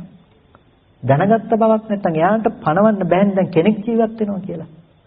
කෙනා ගොඩනගාගත්තේ දැකපු අහපු විඳපු දේවල් ටික නිසා නම් ඒ දේවල් ටික පෙර නොතිබී හටගෙන ඉතුරු නැතුව නැති වුණා නම් ඒක අතීතේ තියෙනවත් නෙමෙයි තිබුණත් නෙමෙයි අනාගතේට තියෙනවත් නෙමෙයි කියලා දැක්කනම් හේතු ටික නිසා හටගෙන හේතු නැති වෙනකොට නැති වුණා කියලා දැක්කනම් ඕගොල්ලන්ට කවදාවත් ඒක කෙනෙක් පුද්ගලයෙක් කියලා අසුරු වෙන්නේ නැහැ.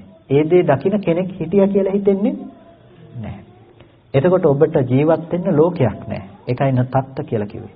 යතෝතා මාළුන්ගේ පුත්තන තත්ත මාළුන්ගේ පුත්ත යම් තැනක ඔබට පිහිටා සිටින්න තැනක් නැත්තම් නේවිද තතෝතා මාළුන්ගේ පුත්ත නේවිද. එහෙනම් මාළුන්ගේ පුත්ත ඔබ මේ ලෝකේ නැහැ.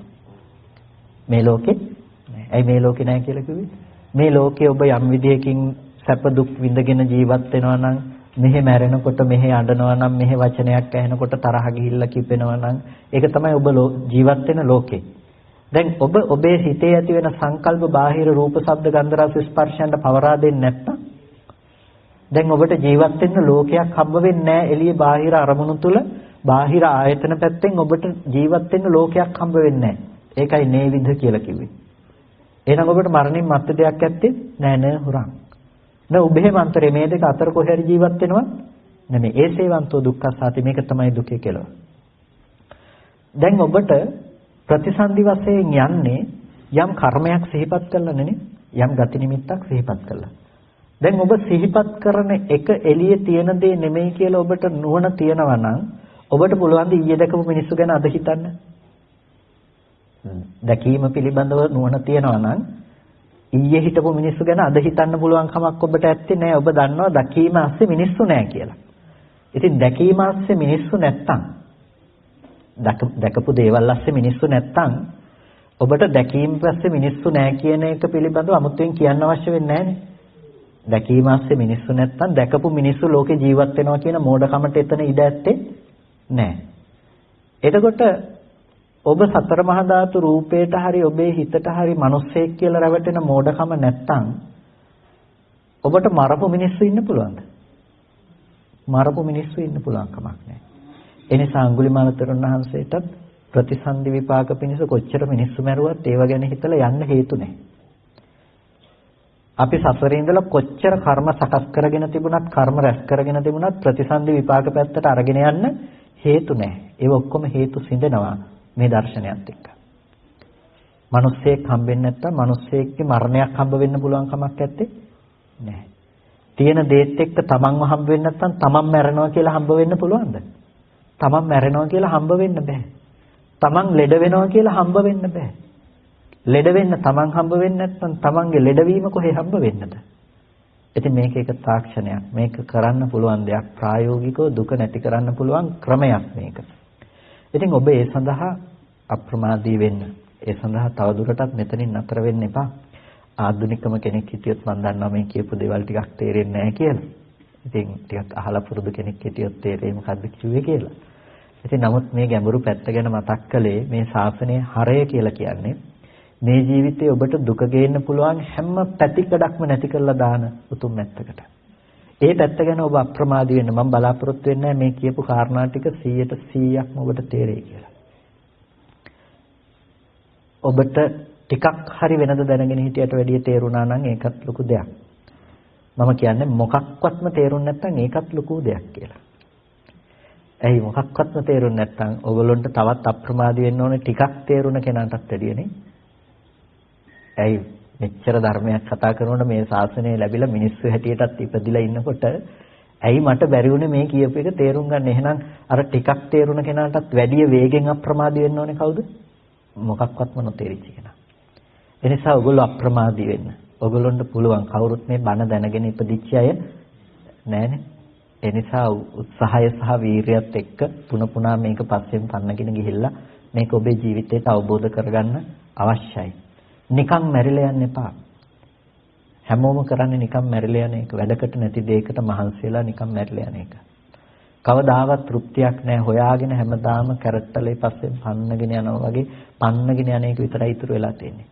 අන්තිමේටම දුවලා බලනකොට දෝපු දෙයක්වත් නැහැ, ඇති දෙයක්වත් ජීවිත කාලෙත් ගෙවිලා ගිහිල්ලා. ඒ තැනටපත් වෙන්න එපා. ඔක කිසිම තේරුමක් නැති දෙයක්. ඔගොල්ලෝ වයසක කෙනෙක්ගෙන් අහලා බලන්නකෝ දැන් ඔගොල්ලෝ ජීවිතේ සැනසීම ලබලාද කියලා, බලාපොරොත්තු වෙච්ච තෘප්තිය ලබලාද කියලා. ඔගොල්ලෝ හිතනවාද ඊට වඩා වැඩි යමක් ඔගොල්ලොන්ට කරන්න පුළුවන් වෙයි කියලා ඔය පැත්තෙන්. ඔయిత වැඩි යමක් කරන්න බෑ පින්නතනේ.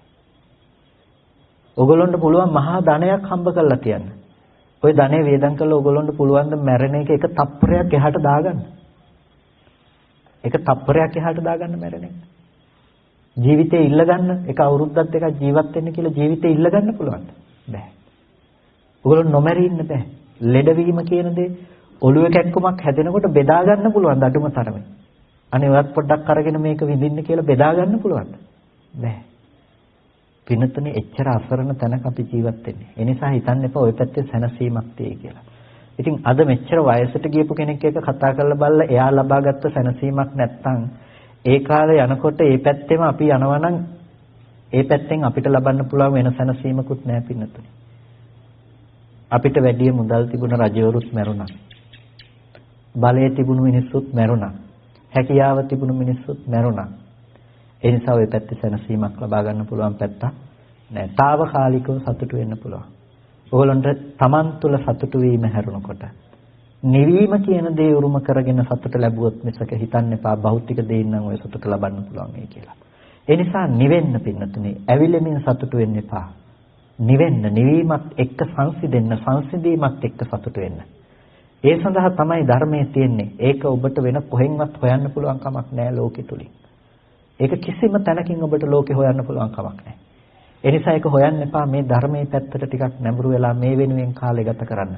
ඔබ ජීවිතේ කොච්චර දේවල් වියදම් කරනවද, කොච්චර මහන්සි වෙනවද, කාලේ කොච්චර කැප කරනවද? නිකරුණේ නැති වෙලා යන දේවල් වෙනුවෙන්. නැති වෙලා යන දේවල් වෙනුවෙන් ඔයගොල්ලෝ ජීවිතයද ඔයගොල්ලන්ට හිතෙන්න පුළුවන් වැඩ තියනවා, කාර්ය බහුලයි, ජීවත් වෙන්න ඕන කියලා. ජීවත් වෙන එකෙන් ඔයගොල්ලන්ට නොමැරී ඉන්න පුළුවන් නම් පින්නතුනේ ඒකට ජීවත් වෙන්න. හැබැයි ওই විදිහට ගිහිල්ලා මේ දේවල් වෙනුවෙන් ඔබ මැරුණා කියලා ඔබට නොමැරී ඉන්න බෑ. ඒ දේවල් පස්සේ පැන්නුවා කියලා ඔබට නොමැරී ඉන්න බෑ. හැබැයි මැරෙන දුක, මරණ දුක ඔබට ධර්මයේ තුලින් ගිහිල්ලා නැති කරන්න පුළුවන්. ඉතින් මේ පුළුවන්කම තියෙන ධර්මයෙන් අද ඔබ උත්සාහවත් වෙන්නේ නැත්නම් ඒක කොච්චර මෝඩකමක්ද අපි කරන. ඒකින්ද මේ අවස්ථාව ඔබ අතහැර ගන්න එපා. මේ අප්‍රමාදී වෙන්න ඔබේ ජීවිතය තුළ මේ ධර්මය ස්ථාපනය කරගන්න. නැවත නැවත මේක පසුපස පන්නගෙන එන්න. මේක නතර කරන්න එපා. පුංචි පුංචි දේවල් වලින් සැලෙන්න එපා. ඔයගොල්ලන්ගේ උත්සාහය වීරිය අඩු වෙයි. නමුත් ඒක නැවත කොහොම හරි ඇති කරගන්න. ඒ නිසා ඔබට මොකක්වත්ම නොතේරුණක් කමන්නේ. යම් කිසි දෙයක් තියනවා මෙතන නොතේරෙන යමක් කියලා හරි තේරුණා නම් ලොකු දෙයක්. ඒක පස්සෙන් පන්නගෙන එන්න. ධර්මයේ කියලා අද කාලේදී අධර්මයේ පස්සෙන් යන්නත් එපා හැමයි කියලා. දෙයක් ඕනේ කියලා මොකක් හරි දෙයක් හොයාගෙන හරියන්නේ නැහැ නේ. ඒක නිවැරදි දේ බවට පත් වෙන්න ඕනේ. ඒ නිසා ඒක නිවැරදි පැත්තෙන් හොයාගන්න. ඒ සඳහා ඔබ අප්‍රමාදී වෙන්න. ඒ නිසා මේ වගේ කුසලයකින් විතරක් සීමා නොවි ඔබ ලෝකෝත්තර කුසලයක් ඔබේ ජීවිතයට ඇති කරගන්නට හැම කෙනෙක්ම උත්සාහවත් වෙන්න කියලා ඔබට බොහෝම කල්යාණ මිත්‍ර භාවයෙන් සිහිපත් කරනවා.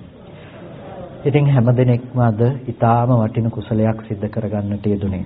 මේ සිද්ධ කරගත්ත සියලුම කුසල ධර්මයන් අපි මේ වෙලාවේදී අනුමෝදන් කළ යුතු ඒ සියලුම අයට අනුමෝදන් කරමු.